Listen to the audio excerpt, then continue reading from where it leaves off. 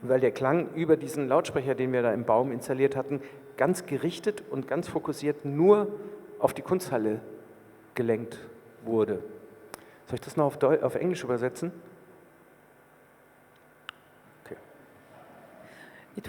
Es würde dann doppelt mal mehr Zeit, deshalb ziehen wir I make a summary. Okay. We amplified the River Ouse by placing a microphone in the river, installing a speaker next to the river in a tree, and having a little mixing desk on the balcony of the Kunsthalle, where you could just like increase the volume of the speaker and the sound coming 150 meters from the river to the Kunsthalle. So, ich wollte eigentlich mit diesem Beispiel anfangen, weil den Klang in den öffentlichen Raum wahrzunehmen, ist ein bisschen anders als in musealen Räumen oder in Räumlichkeiten das anzunehmen. Und es wäre auf den Weg zu den aufmerksam zu machen in den Praxis. Deshalb finde ich wichtig, wie dieser Weg von den draußen öffentlichen Raum die Sinnen aktivieren durch den Klang. Wie nimmt man das denn in den geschlossenen Räumlichkeiten, wo diese Aktivierung nicht wirklich vorgesehen sind? Du hast ein Gedicht geschrieben, als du für den Space Synthesis, als wir den konzeptuell das gearbeitet haben. Das will ich kurz lesen, teilweise, nicht den gesamten. Ich geniere mich, aber muss das sein? Denn Klang ist Anarchie, er schrumpft und wächst. Er repräsentiert nichts, kann nicht besessen und nicht bewahrt werden. Jeder aufgezeichnete Klang ist ein neuer Klang. Wenn er abgespielt wird, entfaltet er sich neu. Musikalische Notation ist Macht, die Klängen aufgezwungen wird. Wenn ein Klang einmal freigesetzt ist, gibt es keine Mittel, ihn zurückzuhalten. Sich parallel zu einem Klang bewegen, sich parallel zu einem Klang ausdehnen. Zwischen einem Klang und seinem Echo-Wechsel. Im Inneren eines Klangs, im Äußeren eines Klangs, der äußere Klang, ein innerer Klang, das Echo-Sein. Innerer Lärm verdeckt äußeren Lärm, Ablenkung leitet Hören. Das wäre für mich wieder den Zugang zu den Räumen und den Echos, wo du brauchst tatsächlich den Gegenüber den Echo zu haben und auch in dem Klang zu sein, ist nur möglich, wenn du tatsächlich diese Architektur oder den Raum dafür hast. Wie ist es denn diese Klang- und Raumidee dann überhaupt entstanden? Es gibt keinen einen Moment, aber es muss einen Moment geben, wo du denn tatsächlich diese Idee hast, weil du hast so viel Zeit hier verbracht mit vielen Menschen und ja. Also die Öffnung in den Raum, ich habe ja sehr lange mit Klang so gearbeitet, dass ich dachte, es sei ein Material, was ich formen und verändern kann. Entweder ist es mit dem Rechner generiert oder in irgendeiner Form auf einem Medium dokumentiert und dann kann ich diese Dokumentation verändern, formen, schneiden und so weiter. Das, was im klassischen Sinne elektroakustische Musik oder elektronische Musik ist und anbietet. Und irgendwann gab es diesen Kippmoment, auch als ich verstärkt in der Lehre mich engagiert habe und versucht habe, Dinge zu formulieren, die für mich selbstverständlich aus der Praxis waren oder die in der Praxis selbstverständlich waren, die ich plötzlich irgendwie auch erklären wollte oder für mich selbst auch fassen wollte, um sie zu öffnen, um sie mit anderen besser teilen zu können. Und ich merke, dass ich den Raum eigentlich immer irgendwie vergessen habe.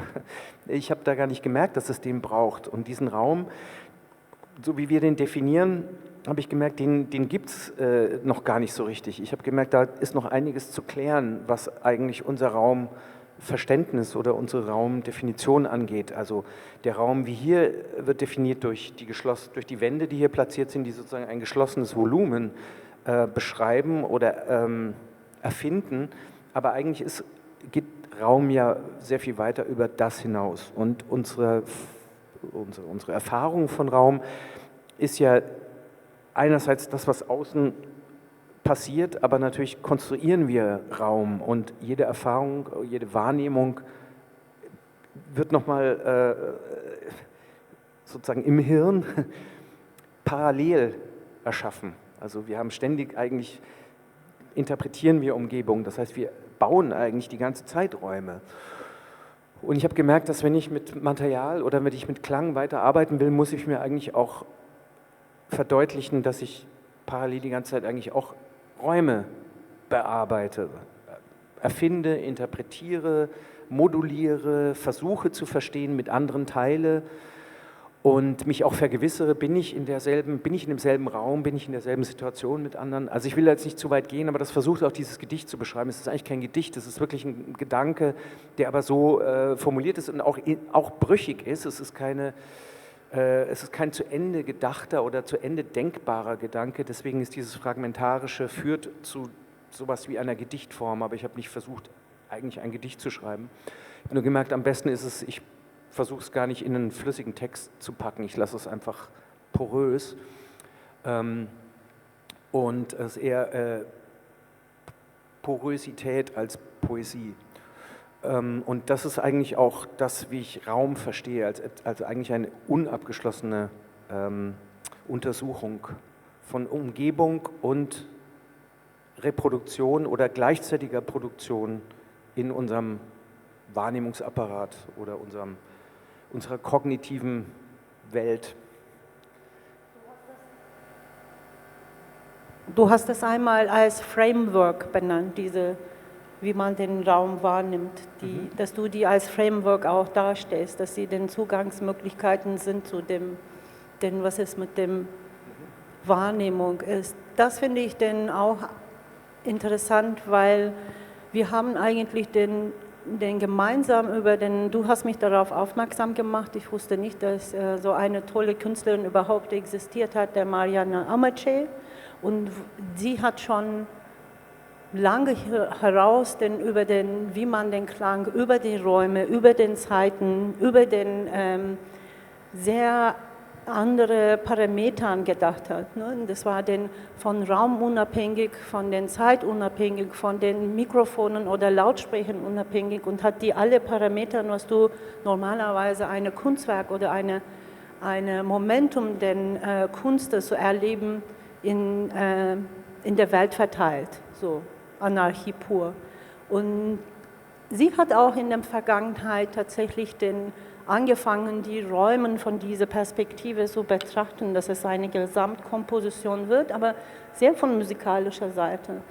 Ich finde dann interessant, was denn hier, wenn wir langsam zu dem Space Synthesis kommen, du hast den Möglichkeiten von den jetzigen technologischen Momente, würde ich mal sagen, in unserem Gedankenwelt, die jetzt total weit voraus ist als den 80er, sie war schon sehr fortgeschritten mit dem Gedanke, aber wie hast du denn jetzt den Haus als diese Kunsthalle, die auch nicht für den Sound vorgesehen ist, denn gedacht und diese Synthese dich vorgestellt? Also das Haus oder dieser Ort hier ist natürlich spannend, weil er erstmal einerseits nicht für Klang vorgesehen ist oder Klangreproduktionen oder Produktionen, aber eigentlich toll klingt. Und ein erster interessanter Moment war, als Adnan Yildiz und Çağla die Direktorenschaft übernommen haben. Und wir waren im Austausch und sie meinten, das ist furchtbar, wir können hier gar nichts machen. Du kannst kein Video spielen, du kannst also abspielen, was Ton hat. Du kannst nicht mit Leuten sprechen, weil niemand versteht was. Es ist so ein Hall und es wird sofort so diffus. Und da war so eine Verzweiflung, die war toll. Das war wirklich, da wusste man sofort, da ist irgendwas im Busch, da gibt es was zu tun. Da ist irgendwas Neues oder da gibt es Herausforderungen. Und dann ging das eigentlich los, auch, also was erwarten wir von Klang, was erwarten wir von Verständlichkeit, wenn wir sprechen, was erwarten wir wie hat sich Klang zu verhalten. Und ich springe jetzt so ein paar Stufen weiter, aber was interessant ist an dieser Ausstellung, die wir jetzt haben, ist, es ist eben nicht der Klang in einem Raum, es ist kein Klangraum in einem Museum, in dem es dann dezidiert Klangarbeiten gibt. Es ist wirklich einfach, der ganze Raum klingt, und auch jetzt, wenn wir sprechen, die ganze Zeit strömt es hier rein und es stört uns oder es begleitet uns. Es ist eigentlich auch so ein emotionaler Roll, also so eine Achterbahn oder eine dezente, subtile Achterbahn. Ist das so eine Art Soundtrack oder nimmt der Klang mich mit oder versuche ich erstmal herauszufinden, was will der oder wie interpretiere ich das? Kann ich es ignorieren?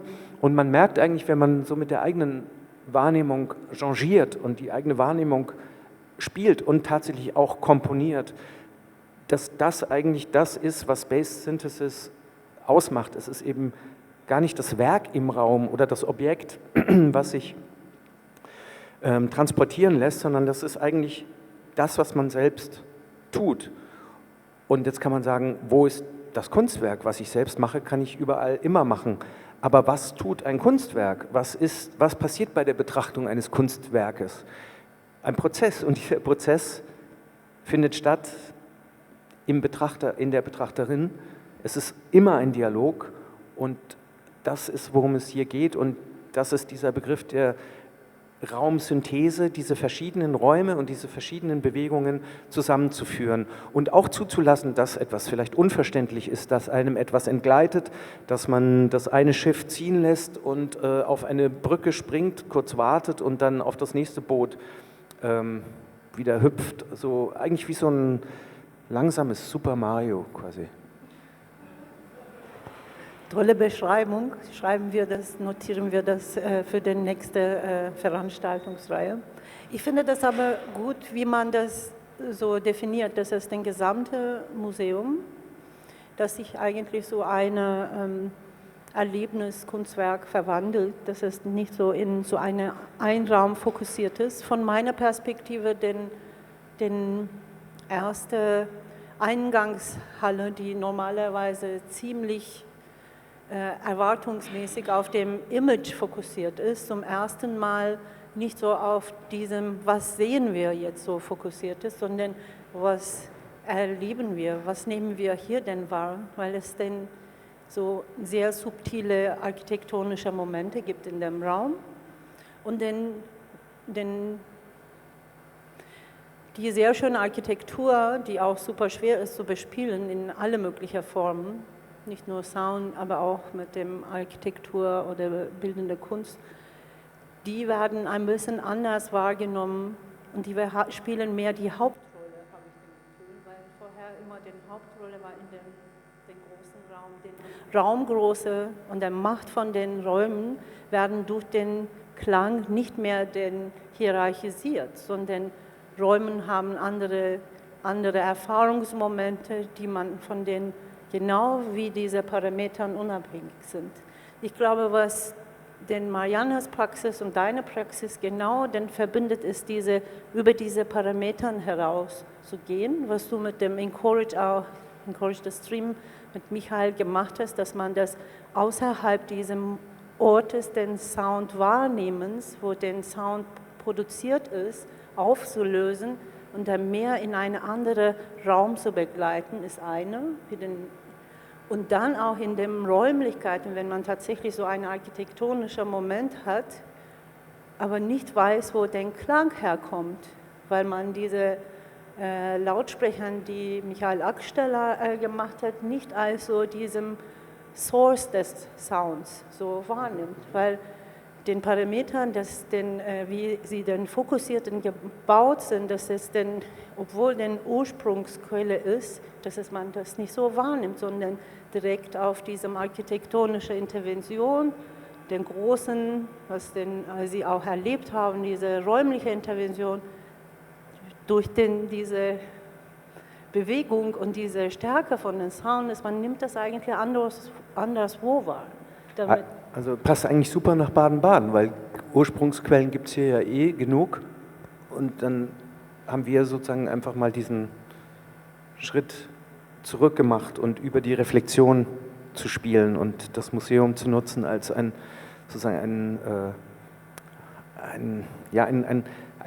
Ort, in dem Ursprünge verschwinden und Beziehungen und Bezüge hervorgehoben werden.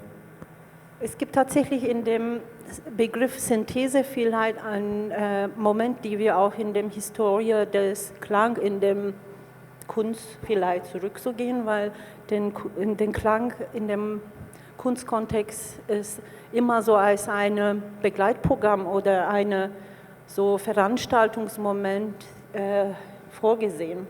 Sie haben den Stockhausen oder Cage oder Emge, die gehören zu dieser Generation, die sich von diesem, ja, das ist nicht nur ein Begleitprogramm, sondern das ist den Hauptwerk. Ne? Das braucht auch seinen Präsentationsmoment und das ist gleichberechtigt wie alle anderen Formen. Ich finde, es durch die Synthesizing-Moment, durch diese Elektronisierung des Sounds und ein bisschen Entmachtung von den Instrumenten, es hat eine Switch stattgefunden in der Klangkunstwelt, würde ich mal ausnahmsweise sagen. Und verbindest du dieses Synthesis-Moment, wie es diese Switch stattgefunden hat im 70er, auch denn wichtig in diesem Space-Synthesis-Moment? Also einerseits gibt es Traditionen, die sich hier wiederfinden, also wie du gerade gesagt hast, sicher Marian Amasche oder auch Yannis Xenakis oder auch bestimmte Ideen von Stockhausen zu Melodie, Rhythmus, Klangfarbe, auch die Dynamik und die Richtung von Klängen zu denken und das in das Komponieren mit hineinzudenken. Aber manches in dieser Ausstellung rollt es auch nochmal von der anderen Seite auf, denn es ist ja es geht ja nicht darum, das Hören so hervorzuheben, dass es das Sehen verdrängt, sondern es ist eigentlich ein ständiges Zusammenspiel und aufeinander hinweisen. Es gibt keinen Ort, an dem du etwas siehst, an dem du nicht auch etwas hörst. Und kein Museum ist still oder existiert im Vakuum, in einem akustischen Vakuum. Man hört die Menschen neben sich, man hört die eigenen Fußtritte im Verhältnis zur Körpergröße, man schätzt entsprechend die Räume ab, Abstände zu Wänden, man hört Klimaanlagen. Wir hatten das im Germanischen Nationalmuseum in Nürnberg.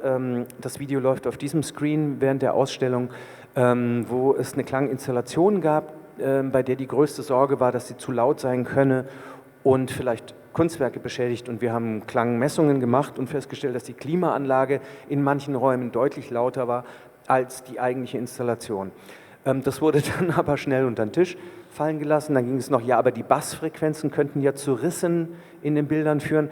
Es gibt also diverse Vorurteile gegen Frequenzen, die man nicht sieht. Und das, was wir hier versuchen, ist, das Sehen mit in das Hören hineinzuholen und das Hören auch auf das Sehen zu beziehen. Also es ist auch da eine Art Synthese oder eine Idee der nicht nur des Zusammenführens, um das zu verdichten oder noch kompakter zu machen, sondern dieses Miteinander zu kommunizieren, dass auch dieser Begriff von Synthese oder Fusion oder interdisziplinärem Arbeiten eigentlich Bewegung impliziert und auch sich bewegende Abstände. Also eigentlich das, was Leben ausmacht. Man hat eigentlich nie nur einen Standpunkt.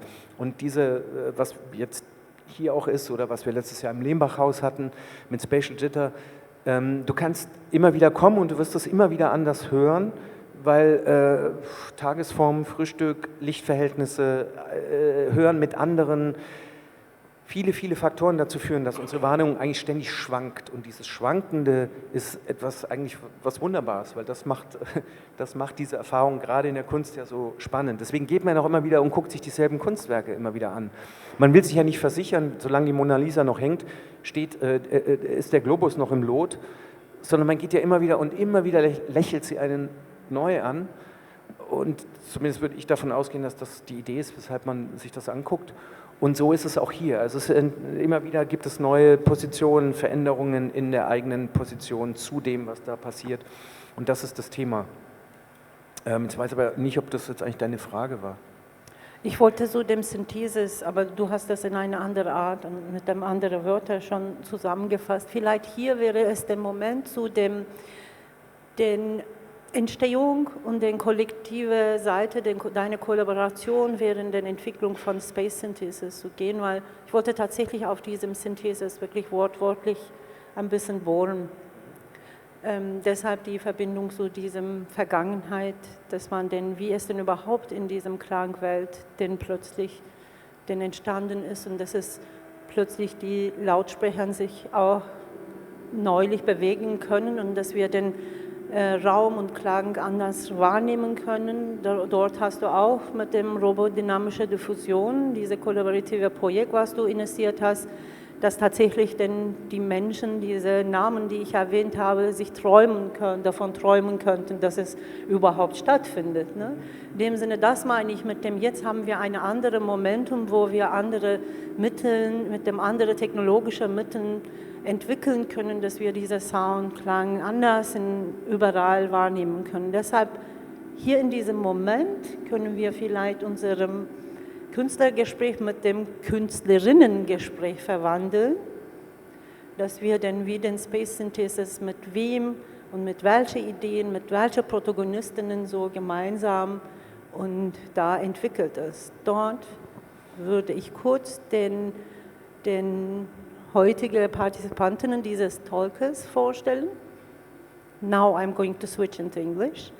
So I was just telling that after speaking about the space synthesis and the historical background, I want to open now to the participants of today who are long-term comrades and also makers of the space synthesis, also the exhibition. So today we have, the only thing which I cannot do well is to represent via the Karteikarten. So I have to read that I don't say something wrong. So Marcin Pietruszewski ist Komponist und Forscher. Er promovierte in kreativer Musikpraxis an der Universität Edinburgh und unterrichtete an der Wright School of Music, Edinburgh College of Art, UK, and Design Informatics. Seine Texte wurden unter anderem bei Hatje Kanz und ZKM veröffentlicht.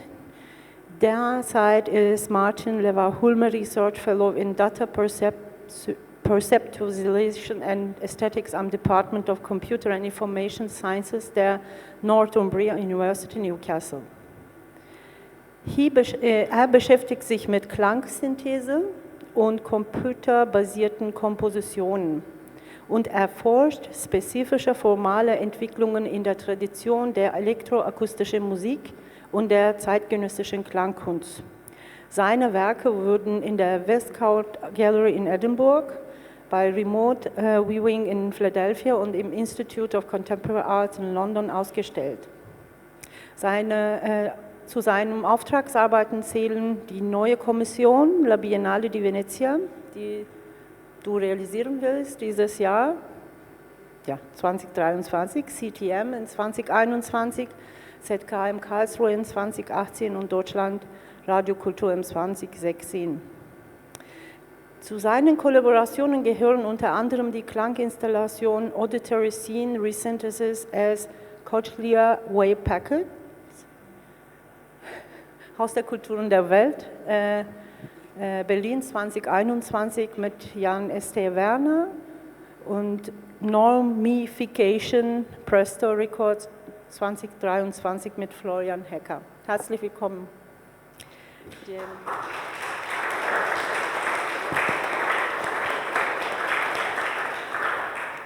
Die Connection, warum er da ist, werden wir gleich erfahren.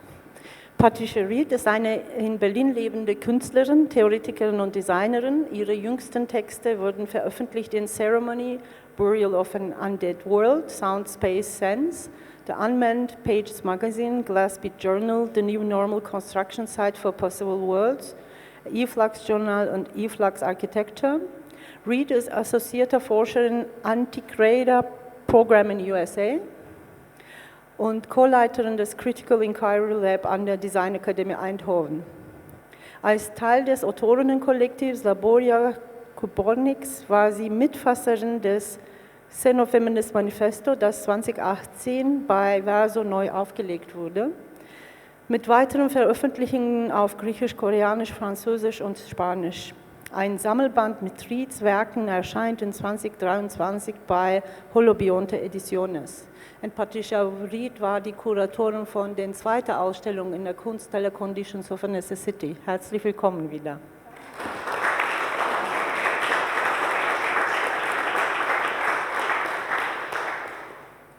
Und meine verloren gegangenen Karteikarten. Genau, hier.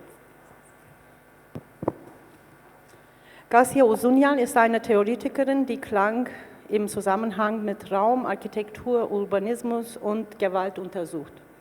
Sie ist außerordentliche Professorin für Musik an der Universität Oxford und leitet dort das Projekt Sonorous Cities Towards a Sonic Urbanism.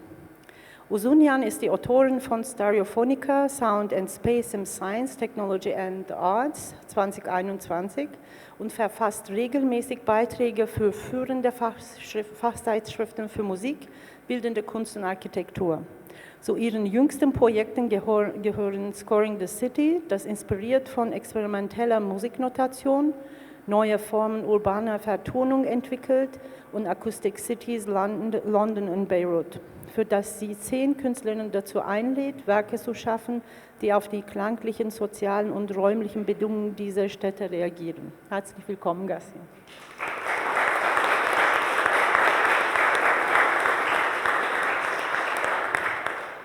Nina Emge.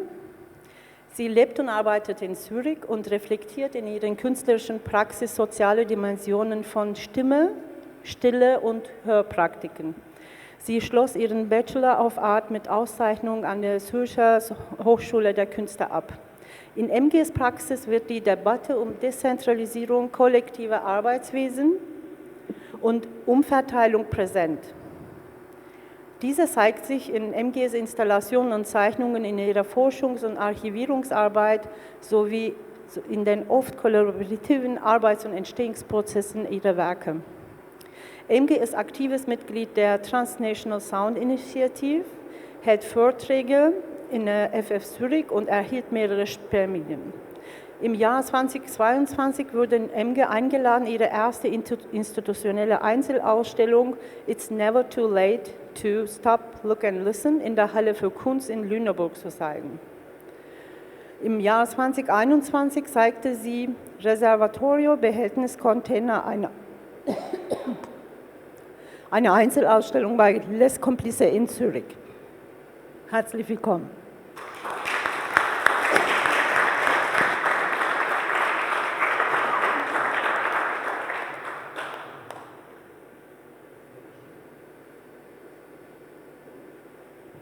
Wir müssen kurz nach Çağla's Stimme suchen.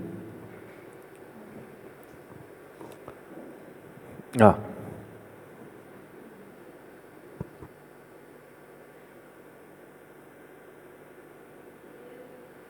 Ich würde Michael Akstaller nicht als Gast nennen, weil er eigentlich auch ein Hauskünstler des Hauses, ohne den offiziellen Titel zu tragen. Michael Akstaller ist bildender Künstler, Wissenschaftler und Performer. In seiner künstlerischen Arbeit beschäftigt er sich mit Beziehungen zwischen Klang und Raum und Methoden zum erweiterten Raumwahrnehmung über gerichtete Schallquellen.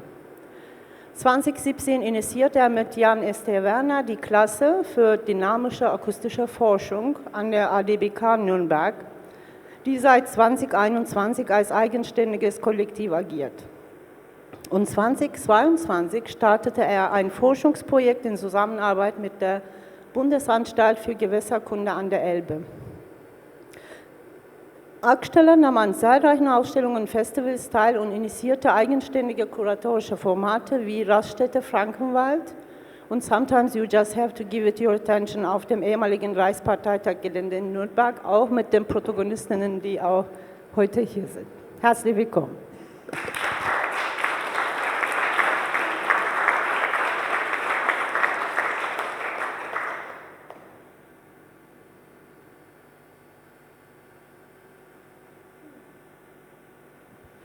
Vielleicht fangen wir mit dem tatsächlich die Kollaboration mit dem Marcin an und dass wir den jetzt den Räumen switchen und Marcin und Michael kommen hier und wir gehen da.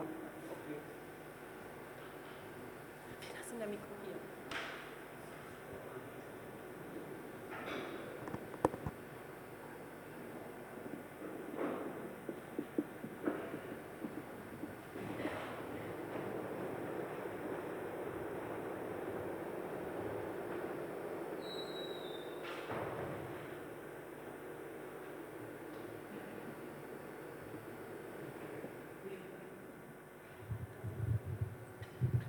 Okay, Marcin. I have to introduce you. No, you are introduced.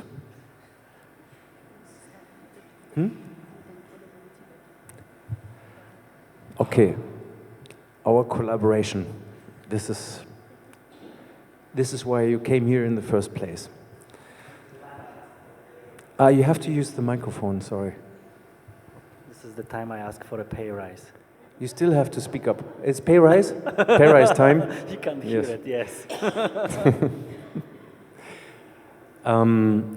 So Marcin, we met in the Mouse and Mouse studio during the presentation of our album AAI, and you came as a friend of Jan Rolf, curator of the CTM Festival, Berlin, and you were interested in the use of artificial intelligence in our work, and we started having a conversation, and I learned that you've developed your own software or your own instrument in software to produce sound, and I was very keen because some of the basic principles of your synthesis technique is granular. Basically, it is the basis, and granular synthesis is a form of producing sounds or manipulating sounds which have been dissolved to the smallest possible unit, also der kleinste mögliche Baustein eines Klanges, which in that case is called a grain, ein Korn, ein Klangkorn. So you're a master of Klangkornkunst. And you were so kind to let me use your instrument. So a lot of the sounds that you can hear in space synthesis or that are actually used to activate the space have been produced with New Pulsar Generator, your instrument. And this is where I think you should explain a little more about your work, your ideas, your vision, and the fee. Super. Thanks a lot, Jan. So I was thinking about the way to link my practice with Jan's work, and also it's not only software in a sense that it's a product I gave you and you played with it. What I really like about our collaboration that there is a process, the things which I develop certain tools for my own artistic practice, which then Jan takes and he turns them into something of his own. He feeds back, his opinions and requests to me, and then the software kind of develops into a different direction. Otherwise, kind of, impossible just for, out of my own practice. So a little bit more about the actual software which Jan mentioned. The software is called the New Pulsar Generator, and the way the software operates touches upon a crucial aspect of sound, something which relates to this exhibition also, but it isn't mentioned in the title of exhibition. The exhibition is called Spatial Synthesis, but sound as a phenomena is also a temporal thing. The sound functions in space, diffuses in space, but it also develops in time. So it is a primarily temporal phenomena. And the synthesis technique or the instrument I have developed utilizes a synthesis technique called pulsar synthesis. And you could think about pulsar synthesis as this very simple process of repetition of these small pulses, and which are inaudible in a singular form, but become audible when repeated at a particular rate. And from these kind of micro-composed pulses, one is able to create textures, tones of a variety, complexity, and dynamics. There is a quite important aspect of my compositional practice, which deals with exactly interrogation of different temporalities. So you could think about this particular sound synthesis approach as a kind of bottom-up approach where one starts with a definition of a really fine, short sounds, and then by repetition of these sounds, you are able to build phrases, melodies, not so much melodies in a musical formal sense, but you could think about them as melodies, as something, between one, couple of seconds to maybe 30 seconds a minute.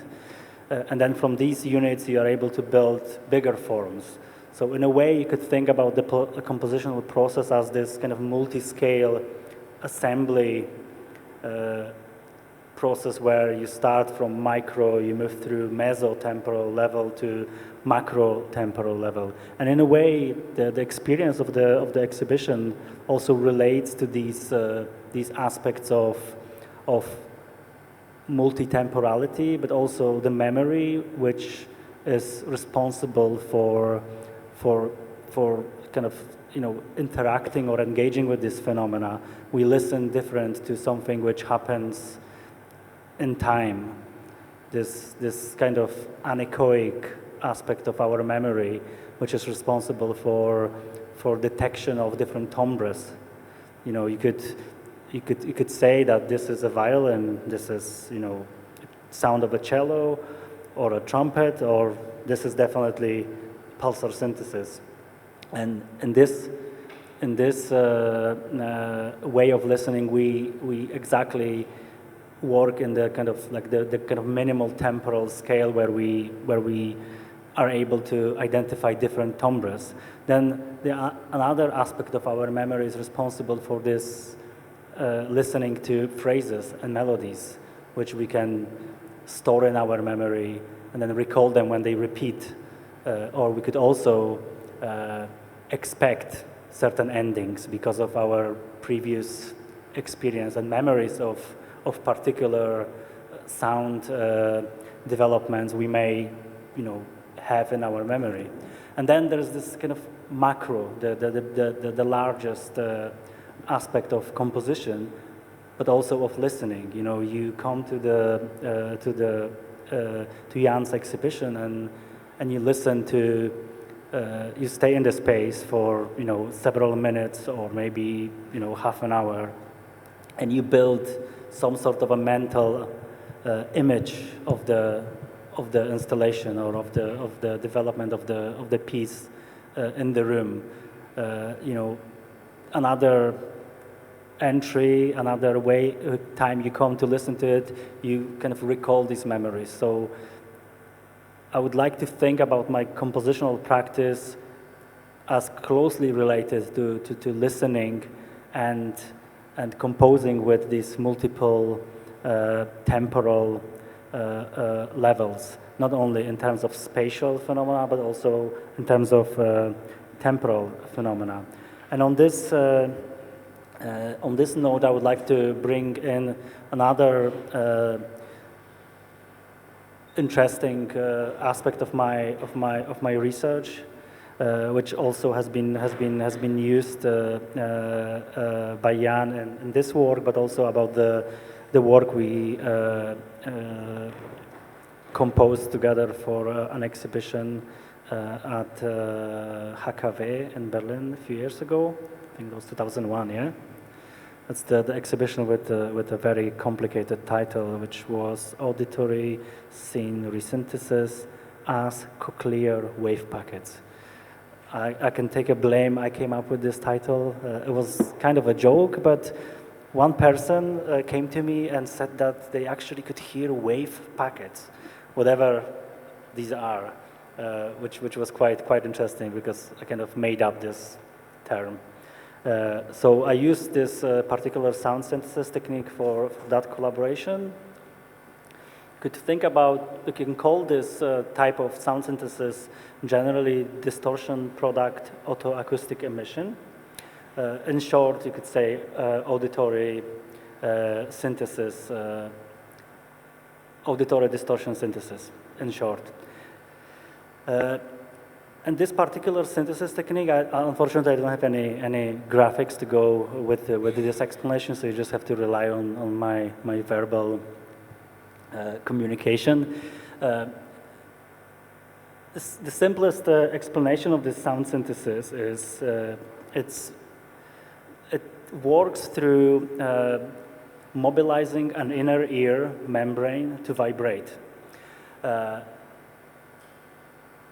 Historically, this type of phenomena, physiological phenomena, has been discovered by a British audiologist, Kemp, in I think late 1940s or early 1950s, where he discovered that the human ear or human listening, like auditory organs, are not only receptive, means they are not only receiving sound, not only capable of receiving sound, but they are also able to generate sound. Today, this sort of technique is used to test hearing with infants. So if any one of you has a baby, and if your baby had a hearing test done at an early age, the audiologist usually puts a really small microphone into the ear canal and a little tiny loudspeaker. The loudspeaker generates a tone. It's usually quite simple tone, a combination of two sine tones. If you think about sine tone as this kind of like really continuous, regular sound. So the little loudspeaker generates these two sounds, and then the microphone is waiting for the inner ear to respond with a particular vibration. If the inner ear vibrates, that means the hearing is okay.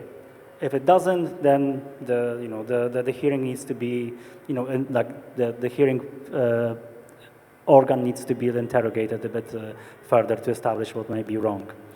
So this discovery in the 1950s in the context of audiology led some composers, primarily a composer already mentioned here, Marcin to try to think how this particular phenomena can be used productively, kind of operationalized in the context of composition.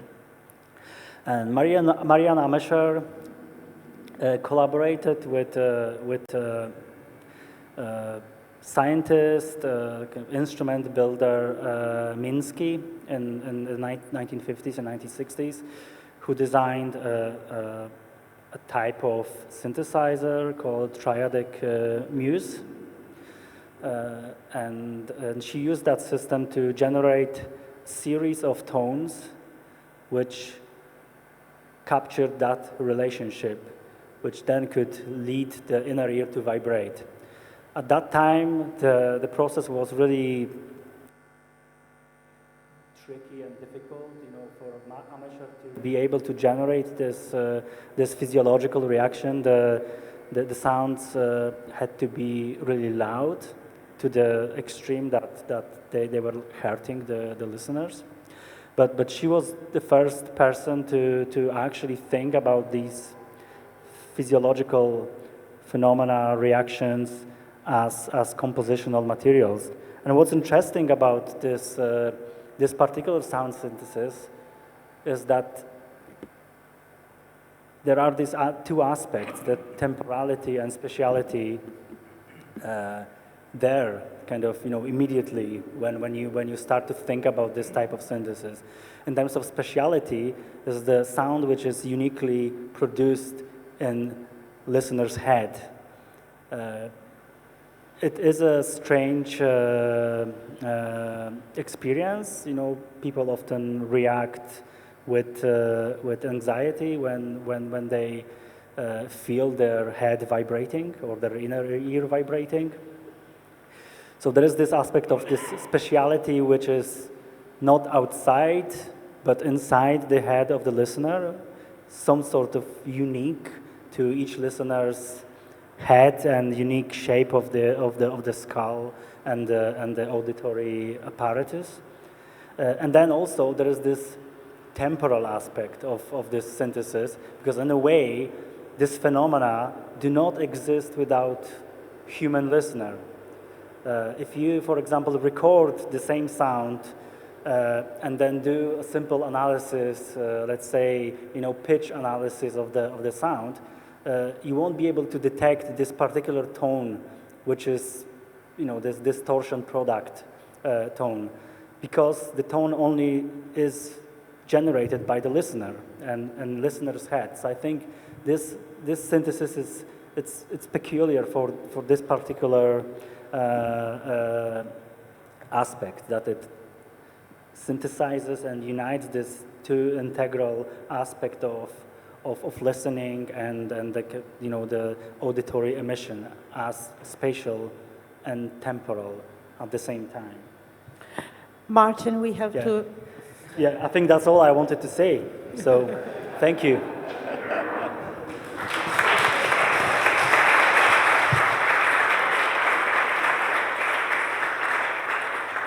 I just wanted to say we have to continue a bit further than the synthesis to another point, but we are going to come, if we have time, back. Now, I want to switch again to German und dann ein bisschen weiter mit dem Michael Akstaller über den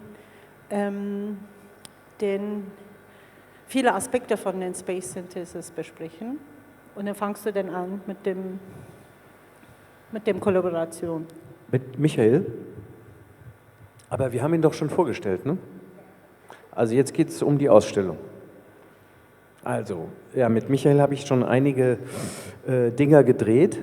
I wrapped a few things with Michael already, and the Kunsthalle ist unser ein kleines Meisterstück, weil wir lange an dem gedreht haben und das jetzt endlich fertig ist. Ja, eigentlich muss Michael selbst erzählen, was er hier macht. Also ich meine, er kennt den Ort besser als, ich glaube, fast jeder, der hier bisher gearbeitet hat. Er hat sich in den Zwischenräumen des Museums auch bewegt und kennt sich da aus wie kaum jemand. Ich glaube, ich will jetzt nicht zu sehr ausufern, aber er ist in Bereiche dieses Hauses vorgedrungen, in denen bis vor ihm noch kein Mensch war. Ja, deshalb ist unsere technische Leitung in Ruhestand gegangen. Ja. Das war das Ergebnis. Vielleicht gehe ich ein bisschen tiefer in dem Künstlerischen und den Kollaborativen.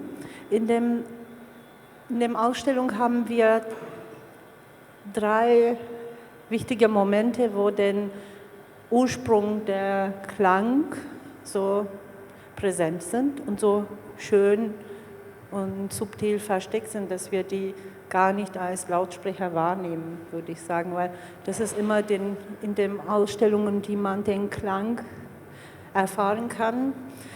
Man hat tatsächlich schreckliche Lautsprecher und den Räumen sind so viel davon dominiert. Und hinter dir sehen wir jetzt deine Messungen, deshalb will ich gleich damit anfangen vielleicht, dass wir nicht immer über den Objekte sprechen, sondern um den Farben und den Parametern. Weil in der Ausstellung haben wir sehr subtile Farbenkombinationen und unsere Image, der Rupert, der auch hier ist, entwickelt hat, wie man diese Ausstellung darstellt in den öffentlichen Raum, überall in alle Medien, hat eine blaue Farbe. Und als du angefangen hast, die Messungen in alle Räumen zu machen, mit den Parametern von der Farbe auch so dargestellt, dann haben wir endlich diese Blau gesehen und ich habe gedacht, doch, denn es gab diese Blau. Wir sehen das nicht, aber und ich bin auch ein bisschen dagegen, dass wir den Klang immer mit der Farbe so verbinden. Aber hier sieht man, und erzähl uns ein bisschen bitte, was diese Parametern und was bedeutet diese unterschiedliche Geometrien, die wir sehen. Also ja, genau.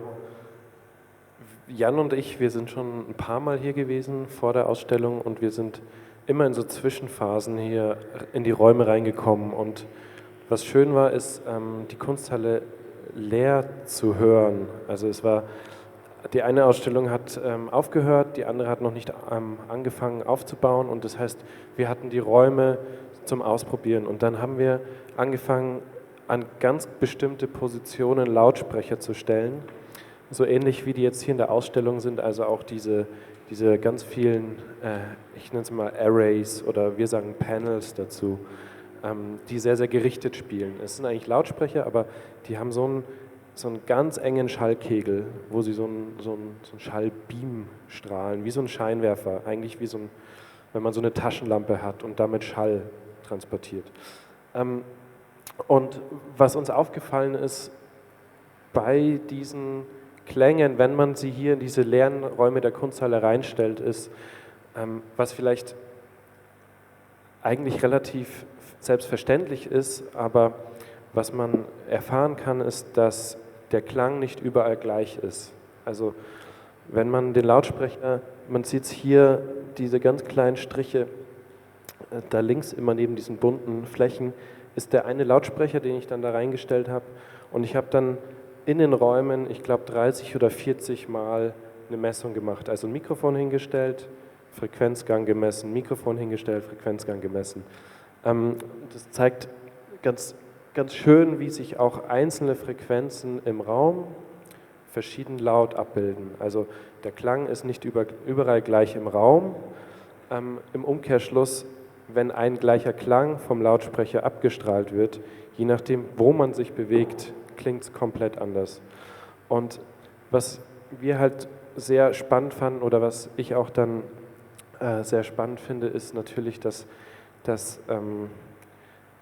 der Klang dadurch eine sehr plastische Komponente bekommt oder man kriegt plötzlich so eine Art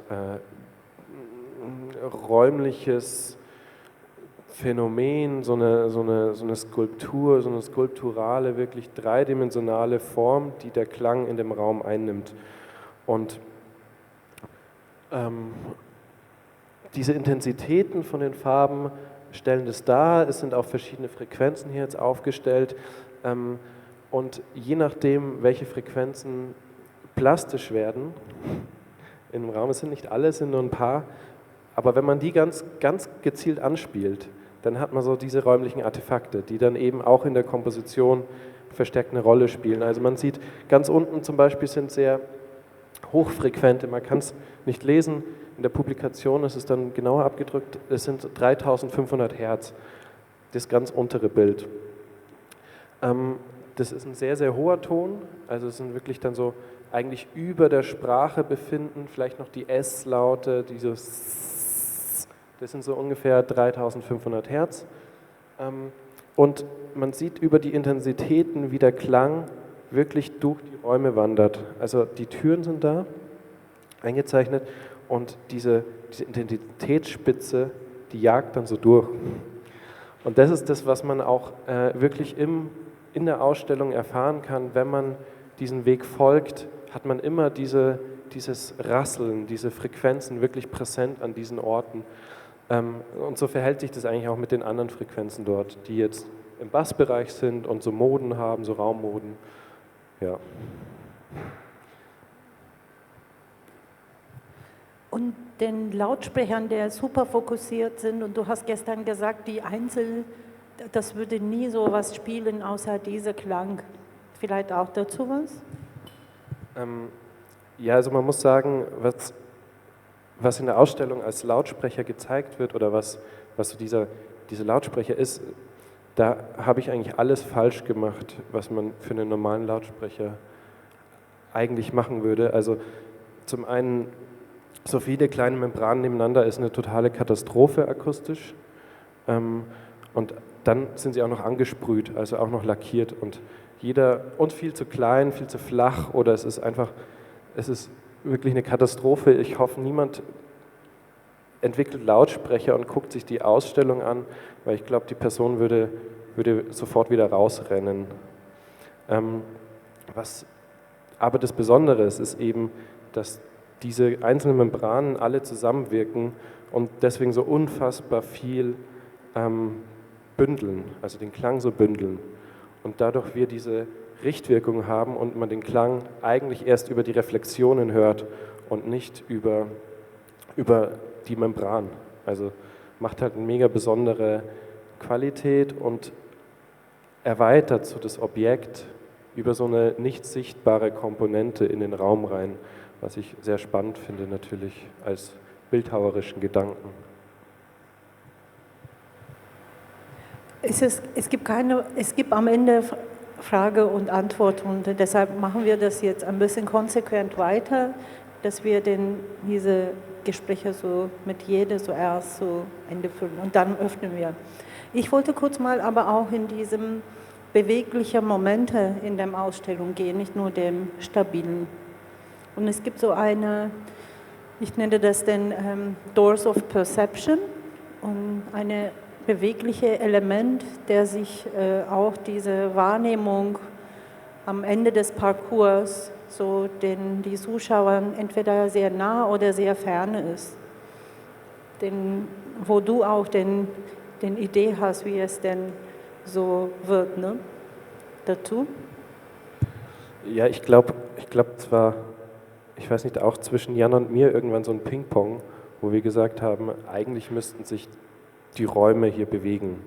Also, und sie bewegen sich über den Schall, also dadurch, wie man hört, fängt plötzlich an, der Raum groß zu sein oder klein zu sein, je nachdem, was für ein Klang in den Raum kommt. Wir hatten uns aber dann entschieden, auch so als letzten Schritt auch noch wirklich eine Wand zu bewegen oder die Tür zu bewegen, so ein Teil der Wand. Und man sieht es sehr subtil nur, wenn man reinkommt und wenn man nicht darauf achtet, dass so dieses weiße Panel, was direkt hier hängt, dass sich das ganz langsam bewegt und macht natürlich schöne oder spannende Effekte mit Schatten, mit seinem Körper, mit plötzlich einer Pluralität von Schatten, die sich überlagern können, die sich überschneiden können, aber macht auch, dass der Klang, der aus der letzten Tür rausgeht, wieder in den Raum zurück reflektiert wird. Also wieder deswegen ist es so leicht gedreht auch, so leicht gewinkelt, dass der Klang wieder weggebounced wird und eigentlich wieder diesen Rundgang neu aktiviert. Diesen Sog, in den man so kommt und immer wieder durch diese Ausstellung laufen will. Also zumindest ist es so mein Eindruck von dieser Ausstellung, dass man wieder in diese Strömung, in diesen Strudel reingezogen wird und die Wand, die überträgt es so ein bisschen. Ich würde hier kurz denn nochmal, wenn wir über die Strömungen sprechen, gleich so eine vorherige Arbeit von dir, der im Sommer dieses letzten Jahres in Kunsthalle zum Sehen war. Du hast lange über diese Strömungen geforscht und du hast eigentlich diese interessante Phänomen denn recherchiert, wie die andere, nicht nur den Menschen, sondern andere so Beings den Klang wahrnehmen. Und du hast so eine sehr interessante Parcours entwickelt für Nature and State. Kannst du davon erzählen? Ja, gern. Also vielleicht kurz vorweg, ich hatte neben meinem künstlerischen Studium an der Akademie der Künste, hatte ich auch ein Studium an der Technischen Hochschule, was sich sehr mit Strömungsmechanik oder Civil Engineering, Bauingenieurwesen, was Hydrodynamik, Strömungsmechanik quasi unterrichtet und das hat mich mega interessiert und ich bin dann so rein, habe dann auch in Karlsruhe an so einem Institut gearbeitet, die Bundesanstalt für Wasserbau heißt die und die machen wirklich so forschen an Strömung. Also die haben so an Wasserströmung vor allem, wie Wasser um eine Kurve fließt zum Beispiel. Und man kann, es klingt so einfach, weil es einfach so einen Kreis macht, aber man kann unendlich tief reingehen, wie die einzelnen Moleküle plötzlich so Spiralen machen, wie Sediment transportiert wird in diesen Kurven und. Und über diese Forschung bin ich dann auch jetzt letztes Jahr an ein anderes Institut gegangen, die untersuchen vor allem biologische Phänomene in Wasser und auch quasi Fische in Wasser. Wie bewegen sich Fische und wie bewegen sich Fische auch an einer Staustufe, an der Elbe, wo sie nicht einfach drüber schwimmen können, sondern wo sie so einen ganz gezielten Weg über so eine Fischtreppe schwimmen müssen. Und daneben war eine Baustelle und die Frage war, der Schall, der durch den Menschen in diesen Fluss gebracht wird, inwieweit lässt er die Fische passieren oder inwieweit ist es so abschreckend für die Tiere, dass sie eben da nicht passieren können, weil es zu laut ist oder sie verwirrt sind oder sie ihren Weg nicht mehr finden. Und da habe ich eben viel zum Wahrnehmungsapparat von Fischen oder von Unterwasserlebewesen, vor allem von deutschen Süßwasserfischen recherchiert und dann auch Untersuchungen gemacht. Und daraus entstand dann diese Arbeit hier in der Kunsthalle. Und ich habe mich sehr auf ein Frequenzspektrum konzentriert in dieser Arbeit, was in vielen Messungen oder in vielen Analysemodellen nicht auftaucht. Das ist dieser Infraschall, also sind sehr, sehr tiefe Schallwellen, der tatsächlich auch unter Wasser eine größere Rolle spielt, als wir für unser Verständnis von Hören über Wasser eine Rolle spielt. Weil wenn wir über Schall sprechen, sprechen wir eigentlich über Frequenzen zwischen 20 Hertz, sehr tiefe Bässe, und 20.000 Hertz, sehr hohe Höhen. Das ist unser gedachter oder unser so vorgestellter Wahrnehmungsbereich fürs Hören, wobei auch Untersuchungen natürlich da sind, dass man tiefere Frequenzen zum Beispiel über andere Bereiche der Haut wahrnehmen kann oder auch höhere Frequenzen wahrnehmen kann, aber sie nicht eindeutig zuordnen kann. Und genau, ich habe dann diesen Parcours hier aufgebaut. Ich weiß gar nicht, ich kann das gar nicht so gut reproduzieren. Also es waren vor allem sehr tiefe Frequenzen, die im Infraschallbereich waren, teilweise auch so ein bisschen im Bassbereich. Und was super spannend war, ist, dass man sie gespürt hat, aber nicht unbedingt gehört hat. Also die Installation ist auch einmal ausgefallen, da war so ein super heißer Tag und da mussten wir sie quasi stoppen, weil das sonst zu heiß gewesen wäre. Und da war eine Woche, war die still und ihr meintet irgendwie, die Leute bewegen sich anders durch die Ausstellung, nachdem diese Installation aus war. Und das fand ich natürlich sehr spannend, dass rückblickend auf die Fische, die ich eigentlich untersucht hatte, wie die sich bewegen, auch die Menschen in dieser Ausstellung anders bewegt haben durch diese Sounds. Vielen Dank. Eigentlich haben wir den 2 Teilen gemeinsam gemacht. Dominik, wie ist unsere Sitzordnung? Wir sind noch so. Dann können wir auf der nächsten Bank uns konzentrieren, was ein bisschen schwer ist, weil wir die nicht frontal sehen. Dann müssen wir uns vielleicht so drehen. So now we can switch into English and then continue with the neighbor bank. So maybe we start with Gascia and you tell about the collaboration. Okay, ja.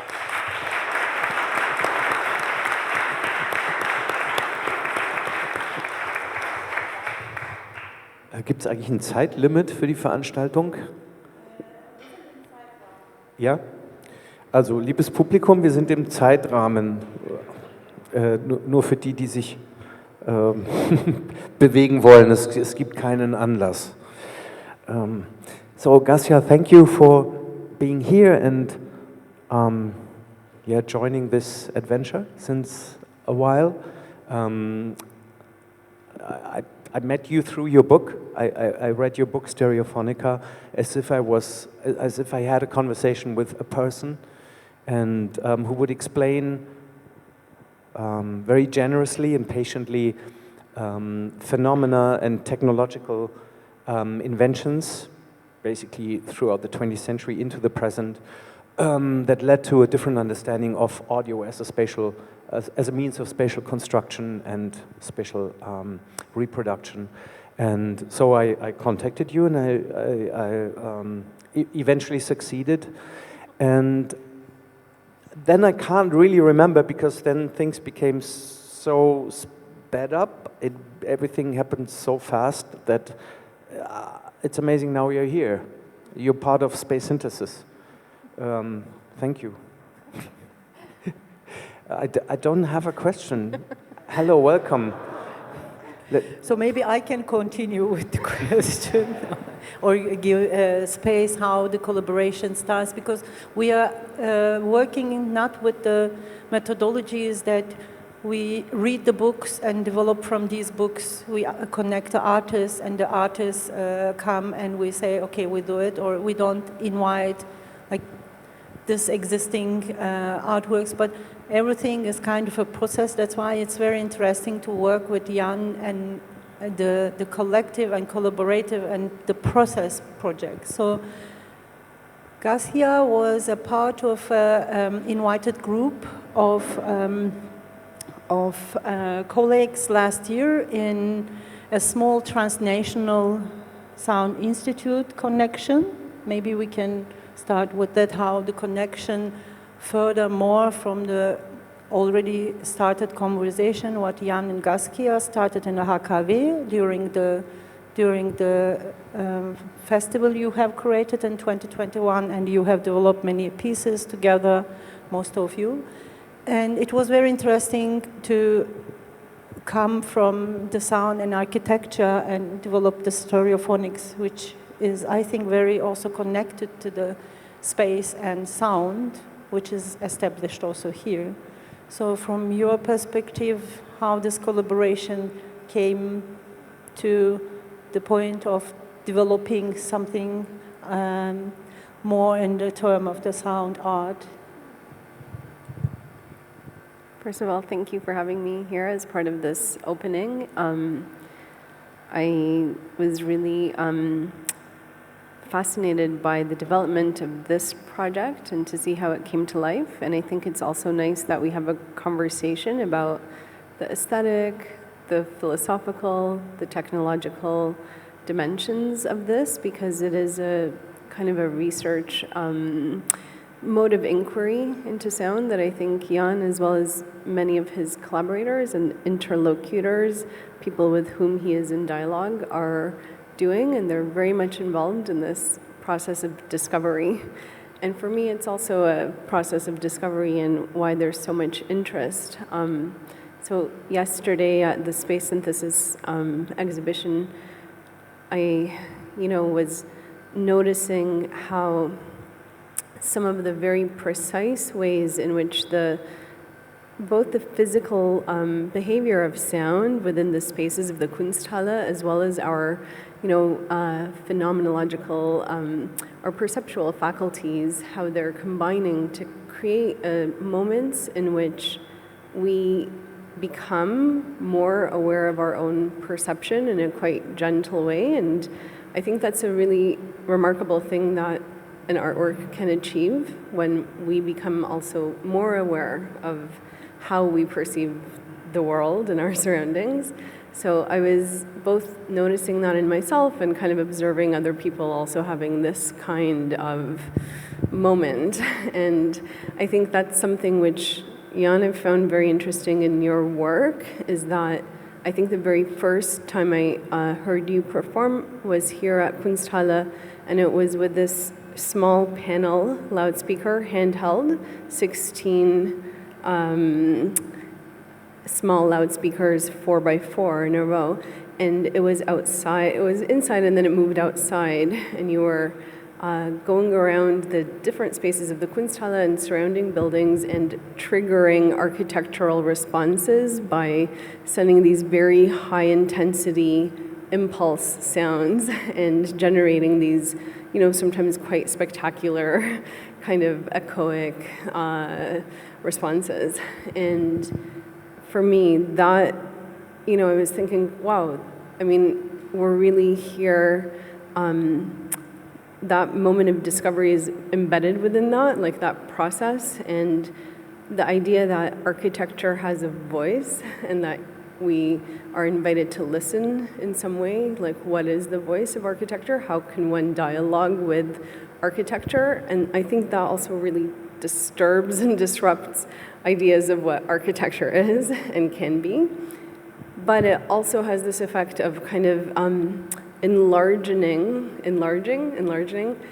one's Umwelt, like our understanding of our own sensory apparatus. Because after you have an experience like that and you hear architecture speaking back to you, then when you encounter other architectures, you wonder what is their voice. You know, you have this, it's changed how you perceive that kind of phenomenon. And so actually, I think there's a really remarkable awakening of sensitivities, which is happening through this space synthesis process. And I remember in a conversation you used the term microsensitivities. And yeah, maybe you could tell us a little bit about what that idea is and triggering microsensitivities. I think what is interesting, I want to more relate to what you just said about this, the experience in a space like this, where there's this interaction or this constant dialogue actually of, let's say, light and matter and sound and body, and how it all relates to each other, how listening is never only an act of affirming something that already exists, but is always also a call that asks for a response. So taking perception and also the engagement with art out of the idea of identifying something that is solid and unchangeable, but that with every act of perception you're sending a call, and it is either there's a response, there is a denial, there is a counter question, and I think the idea that the senses are separate units which function in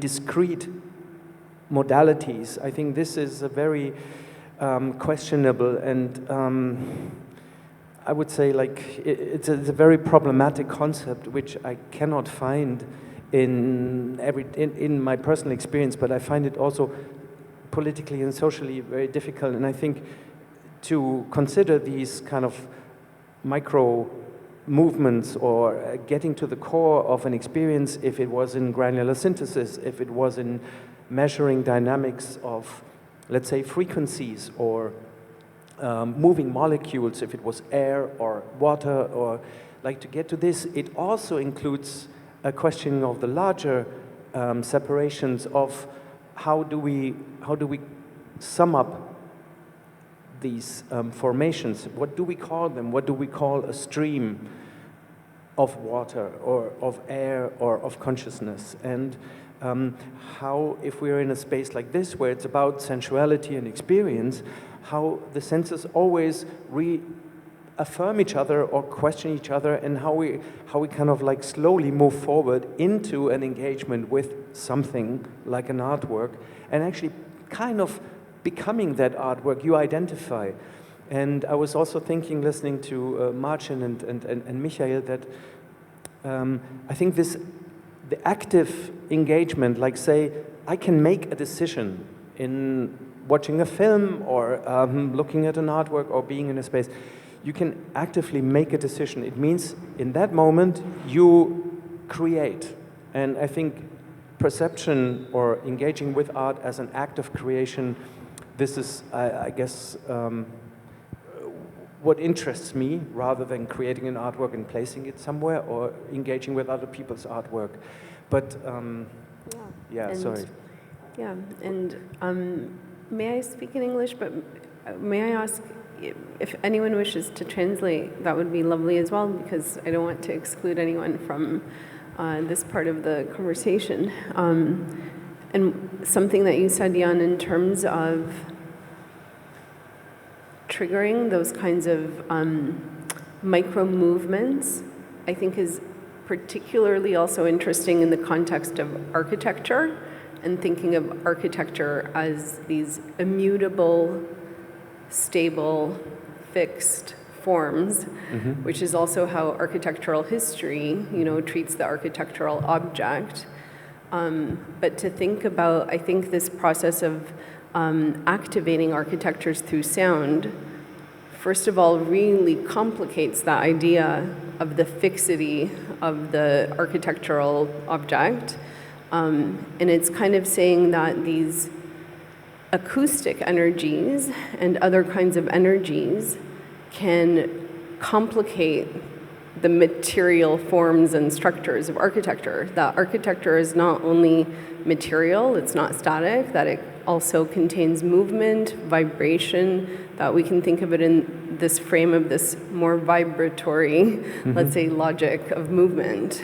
And yeah, I think that's a really interesting challenge to architecture and relationship then to architecture and how we encounter architecture. And then it also actually, I think, changes how we would think about architecture history. Because if you think about it not only in terms of the object and what is remaining and what is there in the physical built product, but actually as energy, what has passed through as well. That's really going to extend this idea of what do we study when we study architecture, and what is being reflected, what is absorbed, what is transmitted, what is passing through architecture as well.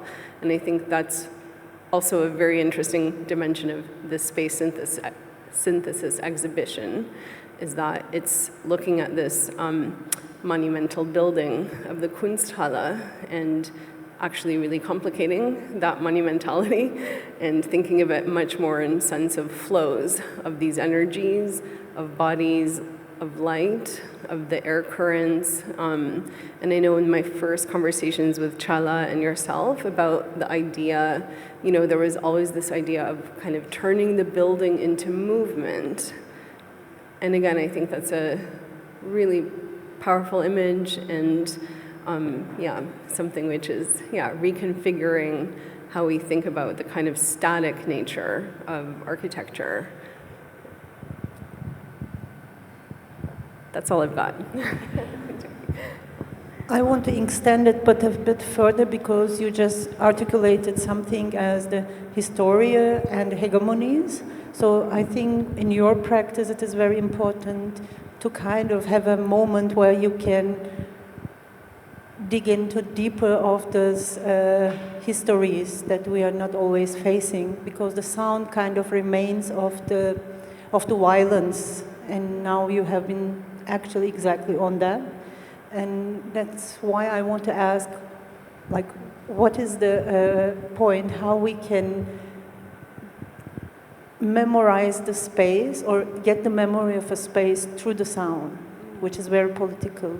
Yeah, thanks for that question, Çağla. So, I'm also very interested in the political dimension of space and understanding of space and experience of space, and in relation to sound as well.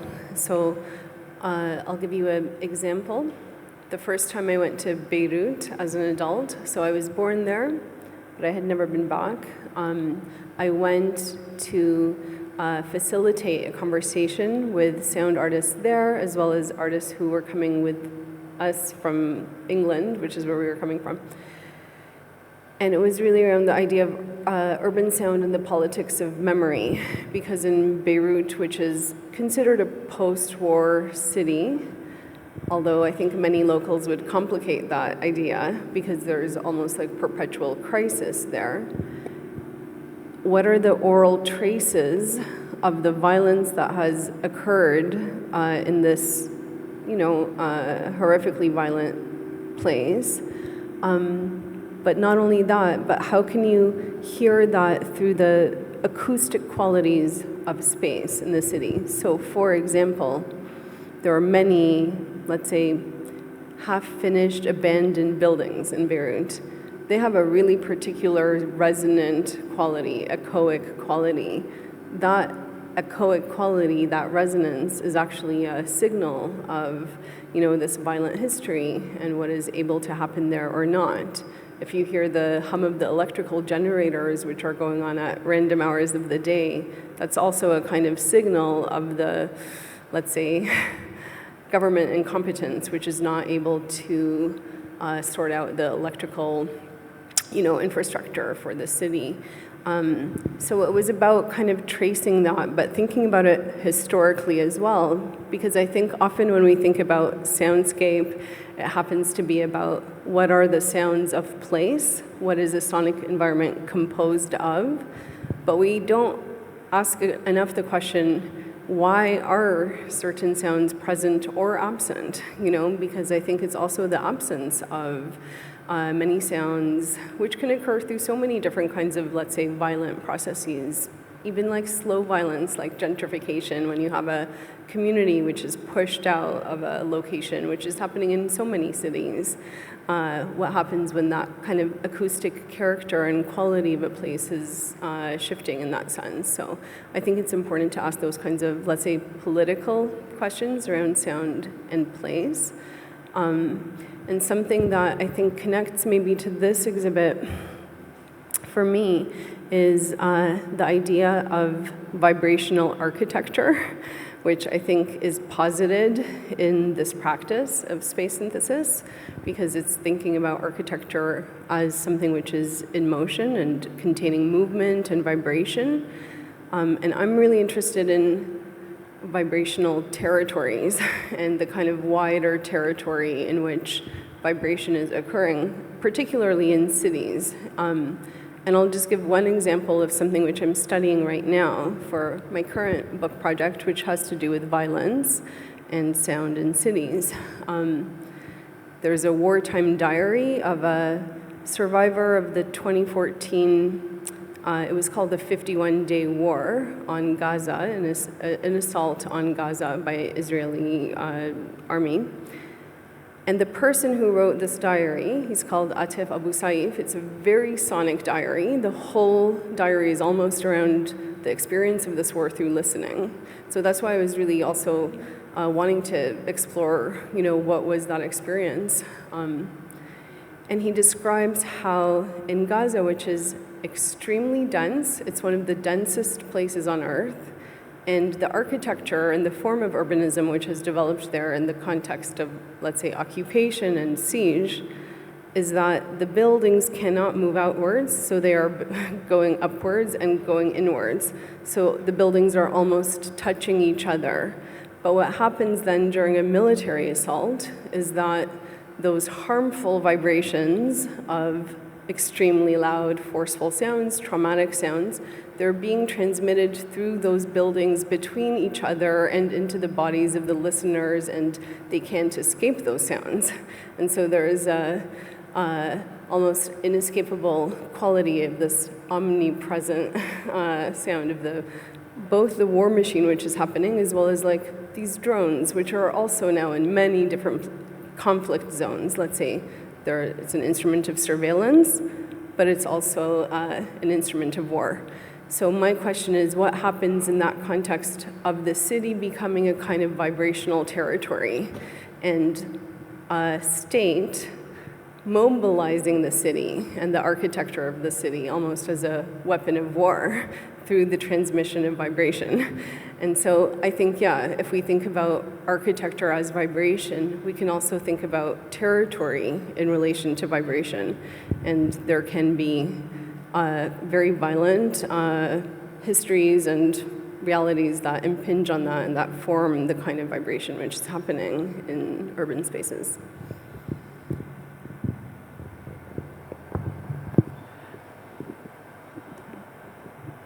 Maybe if we have some time in the second round, I have another question, but I would like to now move to, since you both were very connected in the Transnational Sound Institute, which I recognize that we didn't tell what was the Transnational Sound Initiative, not the Institute Initiative, sorry. So maybe you tell a bit about, and then we go to Nina about and her practice and our connections.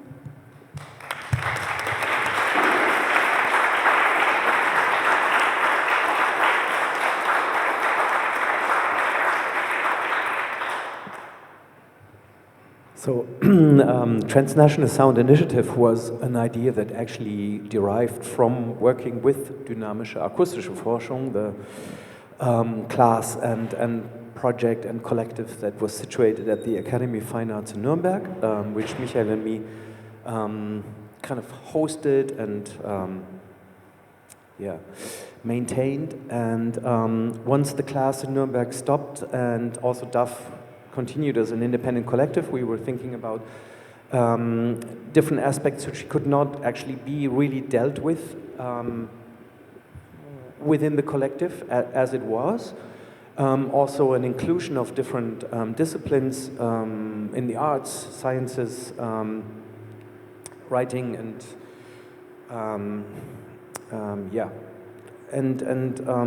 so the idea came about of like creating a platform where through sound or sound as a theme or also as a means, like a tool, there could be a dialogue between these different arts, like similar to what is happening today. You have different approaches, and sound kind of all connects them and helps to combine them, synthesize them. So Transnational Sound Initiative was then started as a loose group consisting of Nicole Villiers, who will come to join this performance program a little later in, actually at the very end of the exhibition in July. Nina Emge, who's with us today, and Carly Malone, who's more a musician and performer who is not actively participating in the project anymore. And who else did we have, Nina? No, actually at this point when we started, it was, yeah. And then the last session we had, then Gascia was with us, Louis Chudesoki. There was a session here in Baden-Baden, and you were actually not there. And Thomas? Yeah, Raab, exactly. Thomas Raab, also important person. He was also in the first round. So it's kind of a loose collective. We're still thinking about which platform, or like what is the best platform to combine these concerns, if we should have themes. So it's an ongoing kind of non-academic / academically minded non-government, non-funded organization. And Nina, maybe I can, vielleicht kann ich schon rüberschieben zu dir die Verantwortung, jetzt aus diesem Schneeball eine Lawine zu machen. Ja, also herzlichen Dank für die Einladung. Ich spreche in deutscher Sprache. Genau. Ja, ich habe 2020 eine Mail bekommen von Jan, in der er mich bat, ob wir uns vielleicht mal sprechen können, und hat mir dann das TSI-Projekt vorgestellt, wo ich dann natürlich Ja gesagt habe, und bin da dann so in dieses Netzwerk reingerutscht. Ich selber bin bildende Künstlerin, ich arbeite skulptural und beschäftige mich aber in meiner Praxis hauptsächlich mit den Fragen, wie hören wir einander zu, was bedeutet kollaborative Arbeitspraxis, was bedeuten dezentrale Perspektiven, und wie können wir die Peripherie in dieses Geflecht von diesen 4 Positionen mitdenken. Und daraus hat sich jetzt bei mir eine Praxis entwickelt, die sich orientiert an Musikinstrumenten und die entweder verfremdet oder die Schnittstelle sucht, also wo fängt die Skulptur an und wo hört sie auf, wo wird sie ein Instrument, und auch Praxen, wie man Autorinnenschaft teilen kann. Also ich kann hier ein Beispiel machen. Ich wurde von Ann-Kathrin Eickhoff eingeladen, eine Soloausstellung in Nürnberg zu machen, worüber ich dann auch Jan kennengelernt habe, so, also da die Nürnberg Connection. Die wurde dann aber verschoben nach Lüneburg, wo die dann stattgefunden hat. Und wir sehen hier hinten, genau, das ist jetzt wie so ein Detail vom Ausstellungsraum. Also es war ein 100 Quadratmeter Raum, der ausgelegt war mit zertanztem Tanzteppich. Wir waren in der Pandemie, es war Omikron. Und wir sehen 3 Skulpturen, die auf diesem Teppich stehen. Genau, das ist jetzt zum Beispiel eine davon. Und die Skulpturen, die waren da und das war diese Ausstellung, It's Never Too Late to Stop, Look and Listen. Die war 3-teilig. Der zweite Teil hieß 17 Days und war ein dezentrales Radio, wo ich die Ehre hatte, mit 10 Radiostationen auf 4 Kontinenten zu arbeiten und 13 Kunstschaffenden, wie zum Beispiel Michi und Nicole, die genau Anfang Juli hier sein wird. Und diese 13 Partizipierenden haben mir 13 Stücke geschickt, welche dann über diese 10 Radiostationen alle 2 Tage über die Ausstellungsdauer von 8 Wochen gespielt wurden. Also hier war dieser Aspekt von, okay, was bedeutet ein Budget zur Verfügung haben während der Pandemie? Wie kann man das Umfeld, was gleichermaßen finanziell geschwächt ist, über eine dezentrale Arbeitspraxis unterstützen? Wie kann man die Möglichkeit oder wie kann man die Idee von einer Solo-Ausstellung neu denken? Und ich glaube, hier haben wir wieder Parallelen zu Space Synthesis und wie kann man auch zeigen, dass man halt alleine nicht eine Praxis haben kann, dass man alleine nicht auf Momente kommen will, genau die inspirierend sind oder die man gerne umsetzen möchte. Und das dritte Moment war der dritte Teil hieß Camo und war eine performative Intervention, wo ich 4 Kunstschaffende eingeladen habe, die dann auch mit den Skulpturen interagiert haben. Also damit ihr einfach so ein bisschen seht oder versteht, was so die Range ist von meiner künstlerischen Praxis und warum ich hier bin. Genau. Und ich bin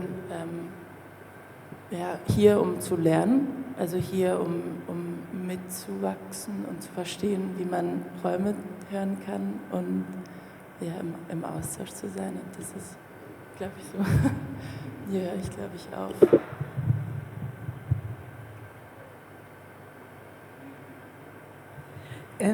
Für uns war das wichtig, dass wir unterschiedliche künstlerische Positionen, wie du dann beschrieben hast, um den kollaborativen Teil an diesem, wie man gemeinsam so sich dann zu den Ideen widmet. Es läuft das gerade, deshalb will das gleich das anfragen über diese. Das war eine Arbeit, die ist jetzt genau gerade weggerutscht.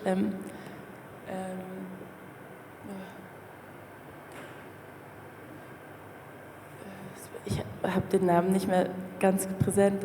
Die hing im Garten der Labec, die war Teil von der Ausstellung Hommage for Derek German Modern. Entschuldigung, ich habe die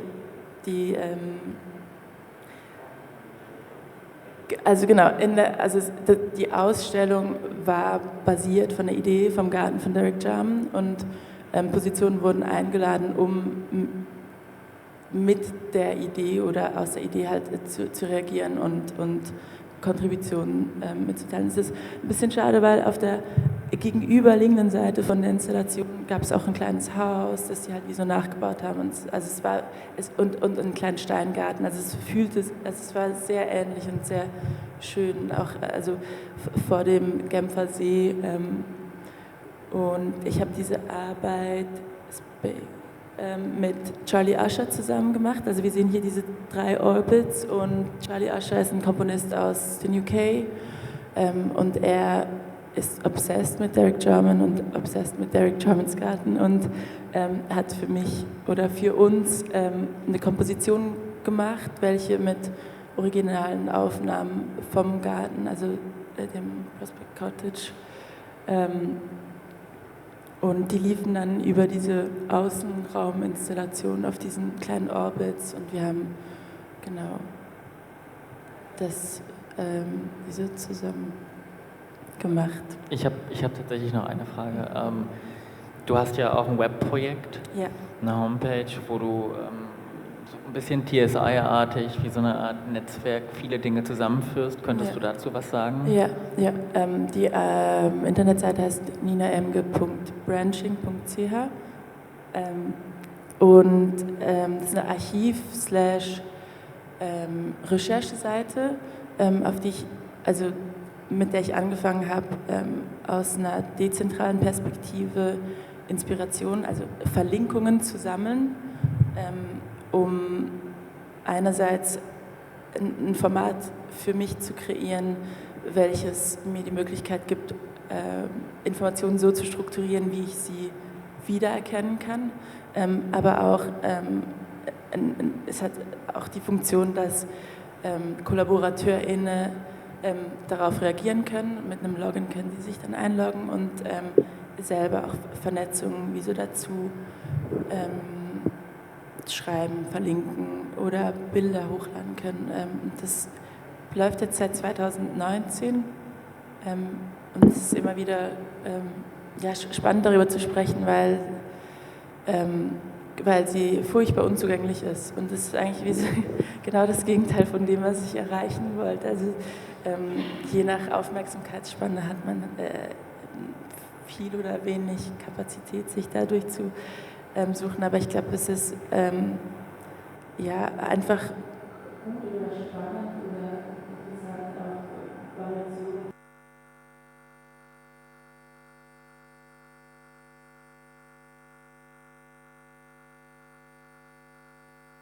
In einer anderen Relation, in einer personalisierten Relation so zu verstehen. Genau. Ich muss das unbedingt fragen, deshalb, bevor wir zu dem Ende kommen vielleicht. Ihr habt total unterschiedliche Formensprache, Michael und du. Ich bin immer begeistert. Ich finde dann eigentlich so schön, mit euch zusammenzuarbeiten als Kuratoren. Aber es ist so wahnsinnig unterschiedlich, wie Formen so sich auch inhalten, obwohl ihr in dem Sinne seelenverwandten sind in dem bestimmten Moment, aber die Formen sich total ändern. Wenn wir kurz den nächsten schauen, was ist denn das, ne? Das ist denn oder das, wo den unbeschreiblichen Sound Particles vielleicht in diesem Glas sich verwendet und ich will das nicht vergleichen, aber für mich ist es so schön, dass es diese Vielfalt in dem künstlerischen Formensprache in unserem näheren Kreis gibt. Vielleicht dazu ein bisschen, wie du den Formen so darstellst. Ja, also ich hab eine Basis aus der Malerei und dem Zeichnen und ich glaube, also alle Objekte haben für mich immer auf Papier angefangen und ich glaube, es gab vor diesen Stahlarbeiten habe ich auch eine Lautsprecherreihe gemacht, bei denen ich Bleche, so 1,5 mm dicke Bleche mit einer Plasmaschneide ausgeschnitten habe in einer organischen Form und die dann gewalzt habe, dass die alle so wie so kleine Ärmchen oder Beinchen hatten und die aufgehängt und da Körperschallwandler rangesetzt, also dass das Material aus sich selber vibriert. Und es war eigentlich mehr ein Versuch, an eine Geste oder eine Bewegung zu erinnern. und nicht Menschen darzustellen. Und ich glaube, da rutschen wir wieder in was rein. Also wem hören wir zu, wer bekommt eine Plattform, wer wird gehört, wer wird nicht gehört. Das sind alles auch Fragen, die wie so eine Baseline in jeder Arbeit mit sich schwingen. Und die organischen Formen, die sind eine Form von Werkzeug für mich, um Bewegung darzustellen, aber keine Menschen zu reproduzieren oder zu repräsentieren. Also diesen Anspruch, vielleicht eine Bühne zu kreieren, welche Sicherheit gibt, in der man sich nicht verletzlich macht über seine Hülle. So. Aber das war es 2018. Das verändert sich ja natürlich alles, aber wie gesagt sind diese Fragen immer noch wichtig. Ja. Genau deshalb die organischen Formen. Das war für mich aber eine gute Antwort, weil wir hatten nie die Angelegenheit, darüber zu sprechen. Vielen Dank, Nina.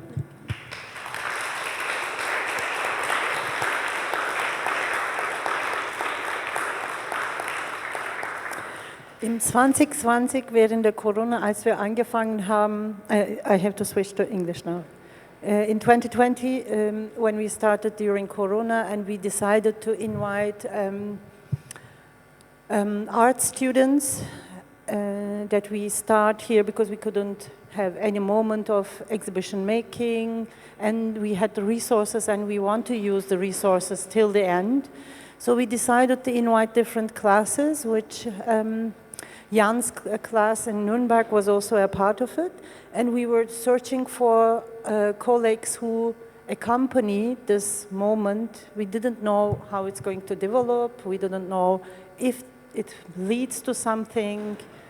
And we said, my comrade Adnan said, we are the incubators and we need to have more incubators. So we need people with us to accompany this moment. We cannot be the only ones. So we have invited an artist, a colleague of ours, who is the first house artist, Emge. He's also here. And Jan said, why don't we invite Patricia Reed? And we said, we don't know her, but we are a fan of her work. So we met in a terrace of another colleague, Mohamed Salami, who is also working with, you also work with, I forgot the name of the new center, I forgot the name of the platform. New Center for Research, yes. And Patricia was also regularly giving lectures on this digital platform of learning. And we decided to meet, and Jan said, do a proposal, because we always talked about when we have to get married. So we made a proposal without her knowing what we had for. And Patricia was one of the two incubators of Conditions of a Necessity. So our conversation started, and she was from the beginning there, how we wanted to have an institution which is very open, which doesn't have actually the rules of a museum, and how can we think this beyond the walls and beyond the regularies.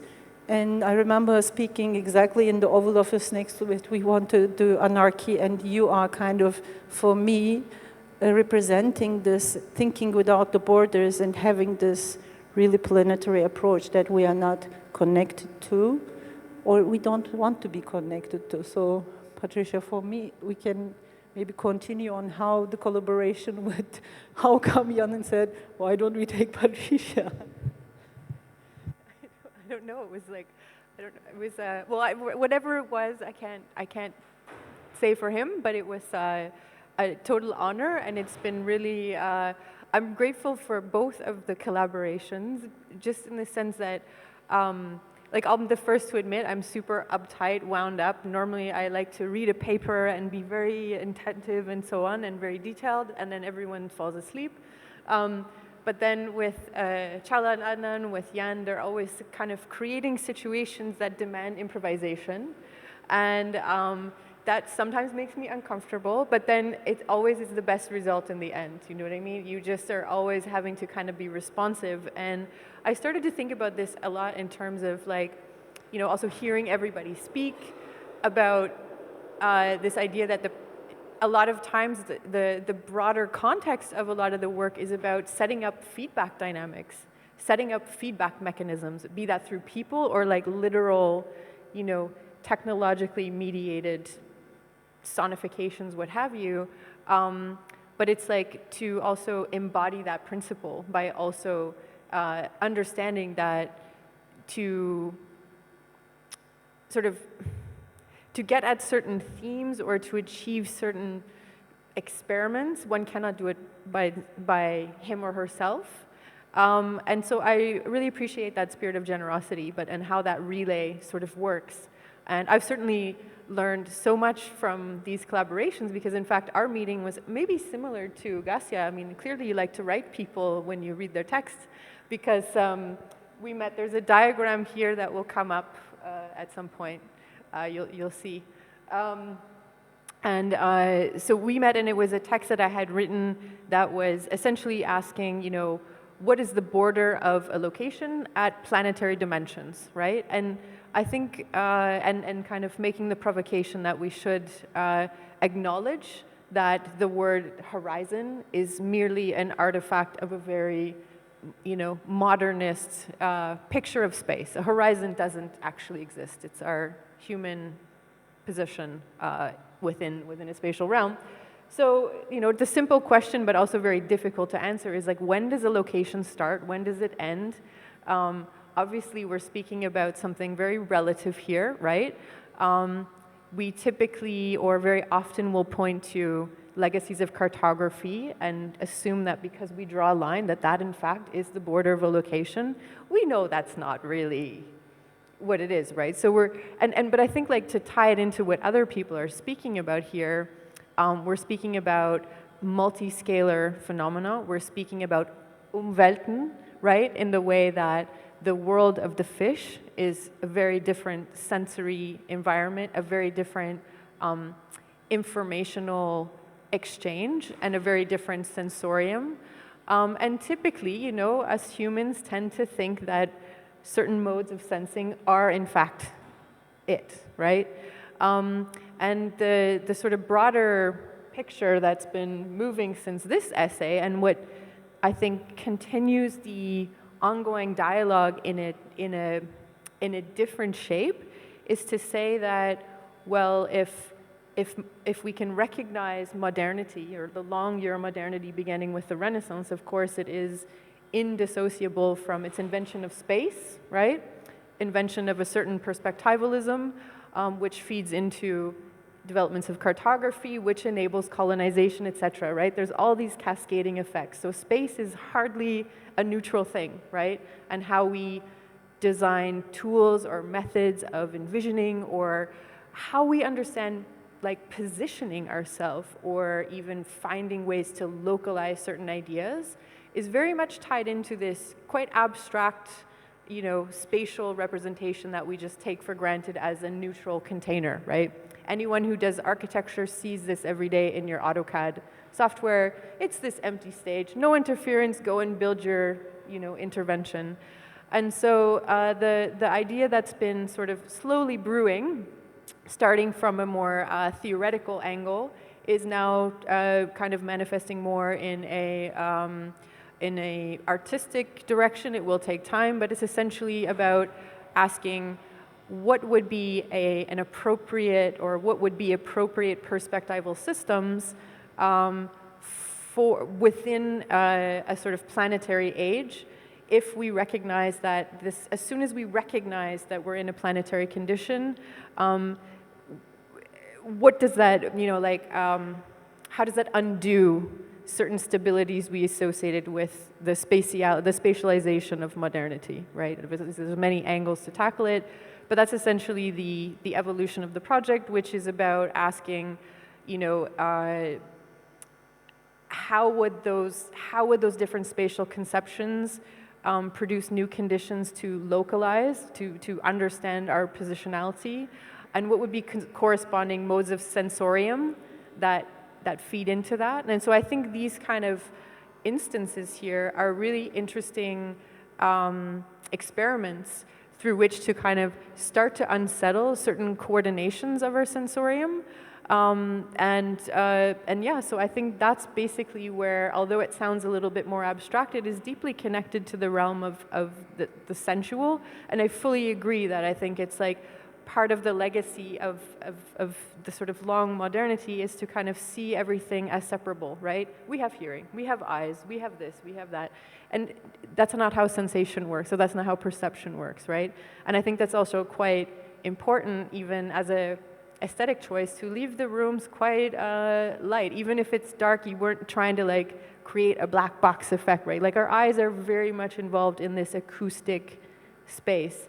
In fact, one thing that I noticed in this room was like sit on that floor that's slanted or like touch it, and it's a really, really curious experience. You can feel the vibration that the standard floors of this building do not allow for. So that's, I guess, what our relationship is founded on, that obsession. And you were very helpful in provoking me to think this outside of a purely visual realm. Like I come from the visual arts, so I was by default kind of going in that direction. And it's been very helpful to be engaged with, I lovingly say, sound acoustic nerds, to help push my own thought further. And that's exactly the point of collaborating and why we enjoy feedback. Maybe to my excuse, I have to say, I don't randomly write letters to people. But I have to say that your work, Patricia, and your work, Gascia, and actually everybody's work who's in this room is generous. It shares and it talks, and you communicate also through reading with the text based on that principle that listening, reading is not a passive process. You are called and you are being called. You read a text and you feel a person is talking to you, or something talks to you, or a theme is being discussed, and you're actually asked to join the discussion, otherwise the text would not have been published. If people have ideas and they want to hold on to them, they would not publish them. So everything what we do is actually sharing, and Marcin being so generous to like open up his instrument and even modifying it, or through discussion,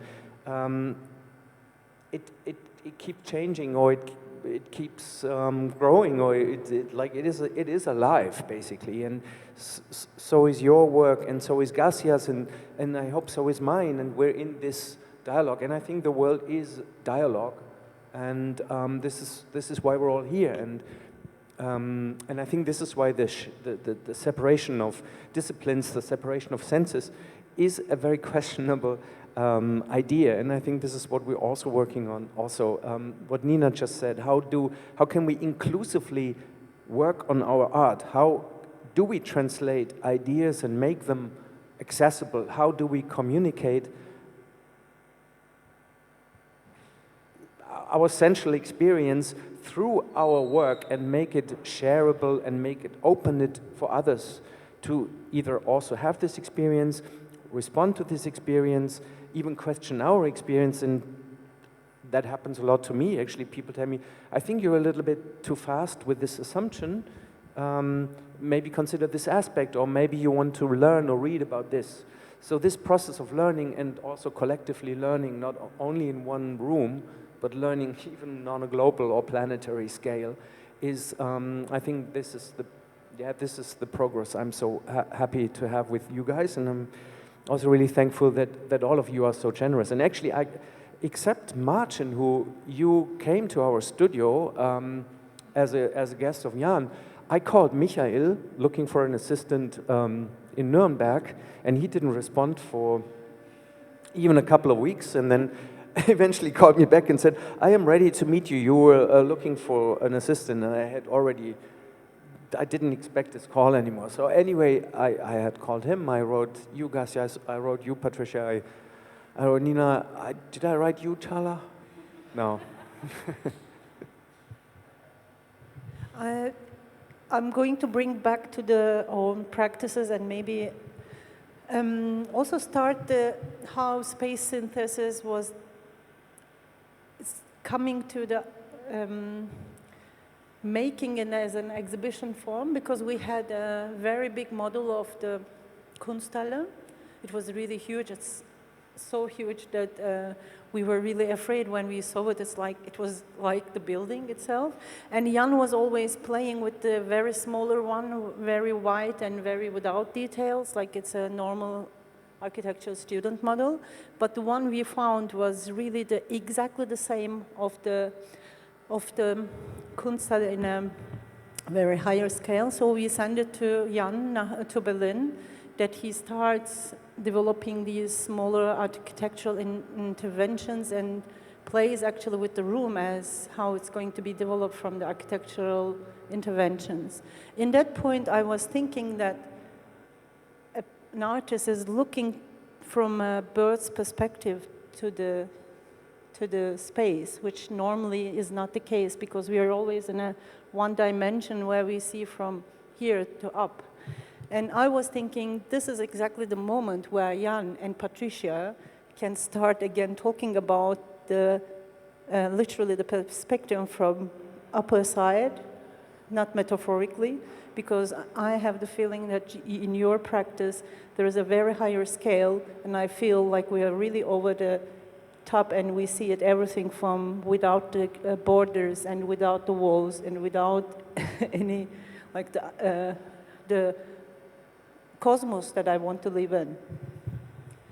I mean, that's partially true, but also partially not true, right? Because I think that's a big myth that needs to be dispelled. That's why, like, I prefer, like, a lot of people talk about planetary scale, for instance, which everyone just gets overwhelmed, like, oh my God, it's so huge, I can't do it. That's why I think, like, dimensionality. Why? Because it gives you different points of access and helps relativize. So we have, like, a human scale, which will think, like, 100 years sounds like...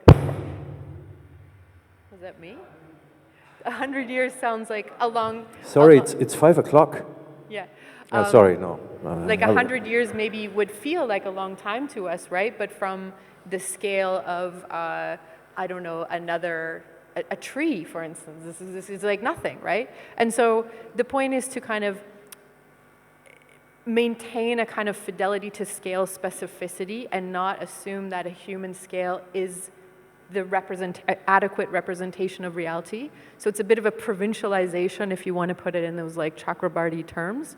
But it's crucially a question of how those different scales relate, right? And that's what I thought was really interesting about Marcin's short presentation about moving between the micro, the meso, and the macro. And then, of course, you could even have the supra, it can keep, there's a lot of prefixes that are dealing with size.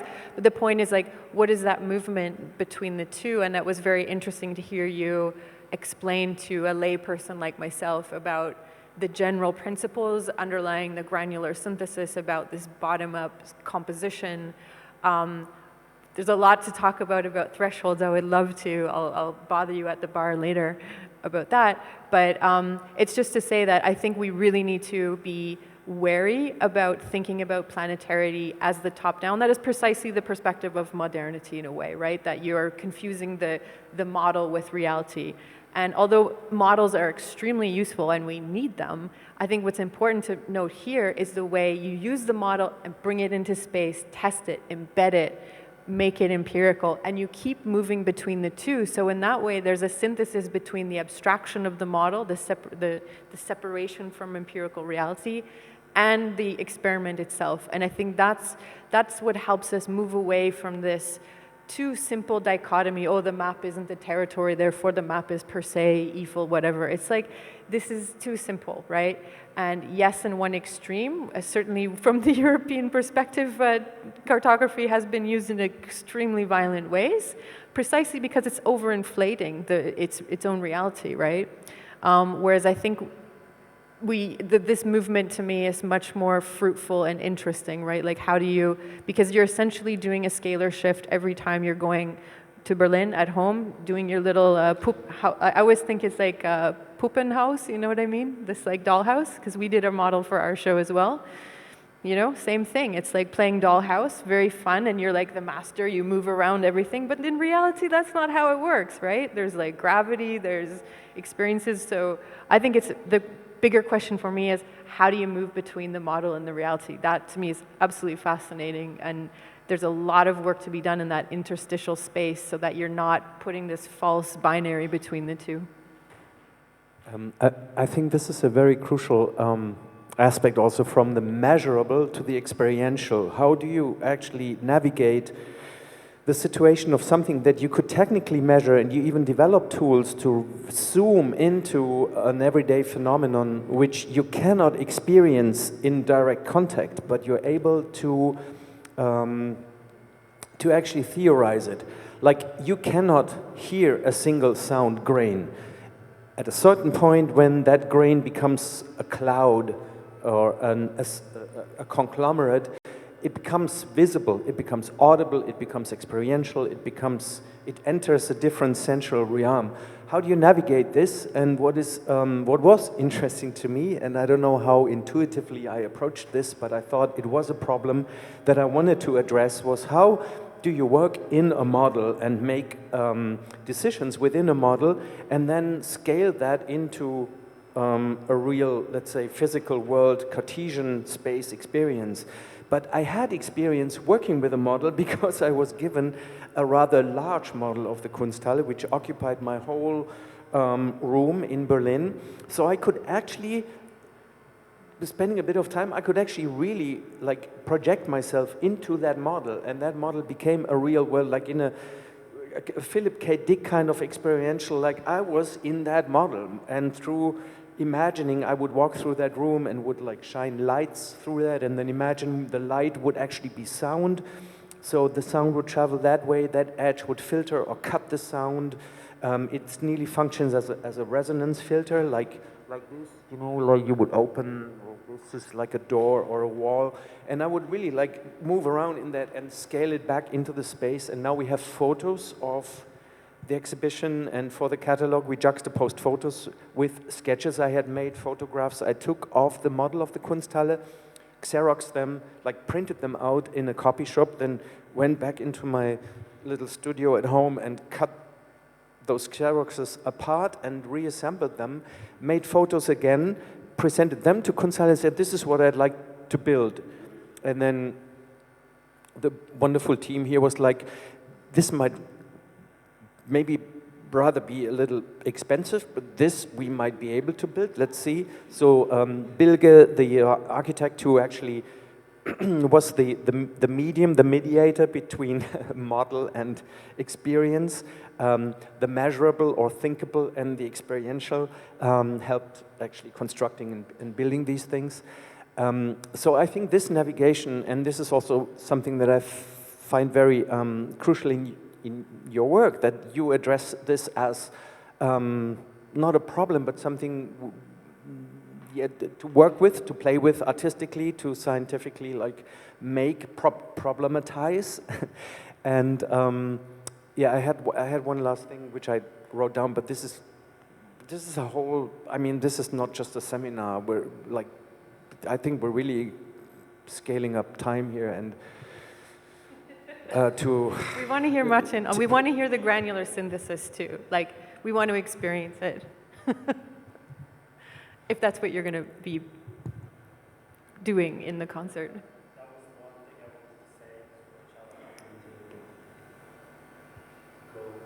wanted to say. That the technique I was explaining is going to be sounded out tonight in 14 minutes. And yeah, there is a distinction between the granular and pulsar synthesis. You could think about all of them as this kind of microsound type of synthesis, which deal with this micro temporal level. But I just wanted to add one thing to these like sensitivity to different perspectives and temporalities. Yeah, there is this, you know, kind of cognitive exercise of trying to look at something from a perspective of a different person, or listen to something from a perspective of a different person, or look at it, or from a perspective of an object. But there are also these particular sensitivities brought up by different tools we use on daily basis to navigate the world, and also tools for measurement, and yeah, we often there's often like conflicting perceptions of the reality, because we think about something in terms of the actual objects which measure it, not the object itself. And that also plays an important role in my work and the work with the pulsar synthesis, that it is inherently digital type of sound synthesis. You cannot realize it with previous analog technology. The digital is the kind of mediator of the way the synthesis model is able to sound out and make particular sounds, and also to be able to operate across different temporal scales and kind of mediate this threshold, yeah, which I think is an interesting topic to think about. That there are different ways of thinking about temporality, and certainly there are there are levels below the microsound, the sample level, and it kind of stretches to the infinity in that direction, into the direction of the micro. You could think about this Dirac function as the kind of most this Dirac mathematical function of this kind of most minimal small level, and then in the other direction, if you think of in musical terms, you have this macro form, which is a form of a song. The length of a song could be length of a symphony, but also length of an organ piece composed by John Cage, which is still being played. And it's so like there is, and it's going to end at some point, and then there is in the direction of the infinity, going that way, you have Fourier function. This kind of another kind of ideal mathematical concept of a function which develops infinitely into the future, and it will do it even when we are not here. So thinking about temporality in these kind of two dimensions, basically stretched between two infinities, it's something interesting to conceptualize in terms of musical form also. And as you experience in the sound installation of Jan, the duration is something to play with too. It's not something you go and you listen. Oh, I listened to the whole thing. It lasts 3 minutes. I think there is this aspect of like constructed duration through multiple visits. And you see what I'm doing here. I'm trying to encourage you to come back again and again, and re-listen to the work.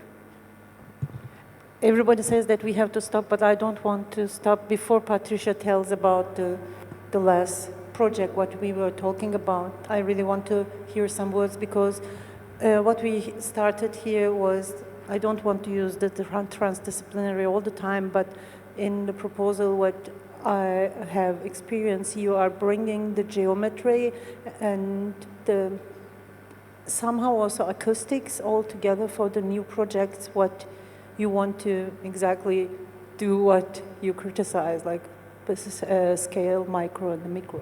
Yeah, I mean, I'll just say really quickly, because I know everyone's like dying to get out here. But when you're talking about like the discrete, that's like, everyone tends to think, I mean, that is digitality per se. It's like really on the discrete. I think what's, to bring in that geometrical argument, I think like in the last 50 years, what's, I think, amazing, again, as a layperson from math, like I'm not a mathematician, but is those were, like the continuous and the discrete were consistently regarded as separate. You have geometry, you have algebra, right? So what happens is in like, 50 years ago, these start to merge. And these are very counterintuitive. You need like 20 years of study to understand. There's, you know, a couple of people that are excellent mediators of these concepts, and that's also a very important angle of doing transdisciplinary things. These things are complicated, and we need responsible mediators who know how to deliver it, the kind of concepts to us in a way that still has fidelity to the concepts, right? They're not just like taking them in a purely metaphorical way. But so the project that I'm interested in working is basically towards the development of a different sort of perspectival system that is maybe taking into account some of these new spatial dynamics that are more equipped to link the local with the global and vice versa in non-trivial ways, and asking how the sensorium would be affected by the types of localization that would be possible from within those models. It's super early days. It's going to need a lot of collaboration and a lot of dialogue with said geometers and mathematicians, and hopefully I can wrangle in some sound folks as well, because I have been productively challenged in these years of working together that my visual predilections may be doubtful. We'll see. Then we can end up and wrap up about when we start all working together through these collaborations, and it's kind of and I don't remember who has called the sound family, but the sound family became a family without not only the sound. So I find it very good that we have done this conversation today, because I think this exhibition needs a conversation. It is a conversation in itself, like you are in a conversation with yourself alone, and you're in a conversation with the piece, you're in a conversation with the architecture and the building, you go into history. So it allows you everything. So I would say here, thank you, Jan, that you have developed this exhibition in a brilliant way, with a big model in your flat for many months.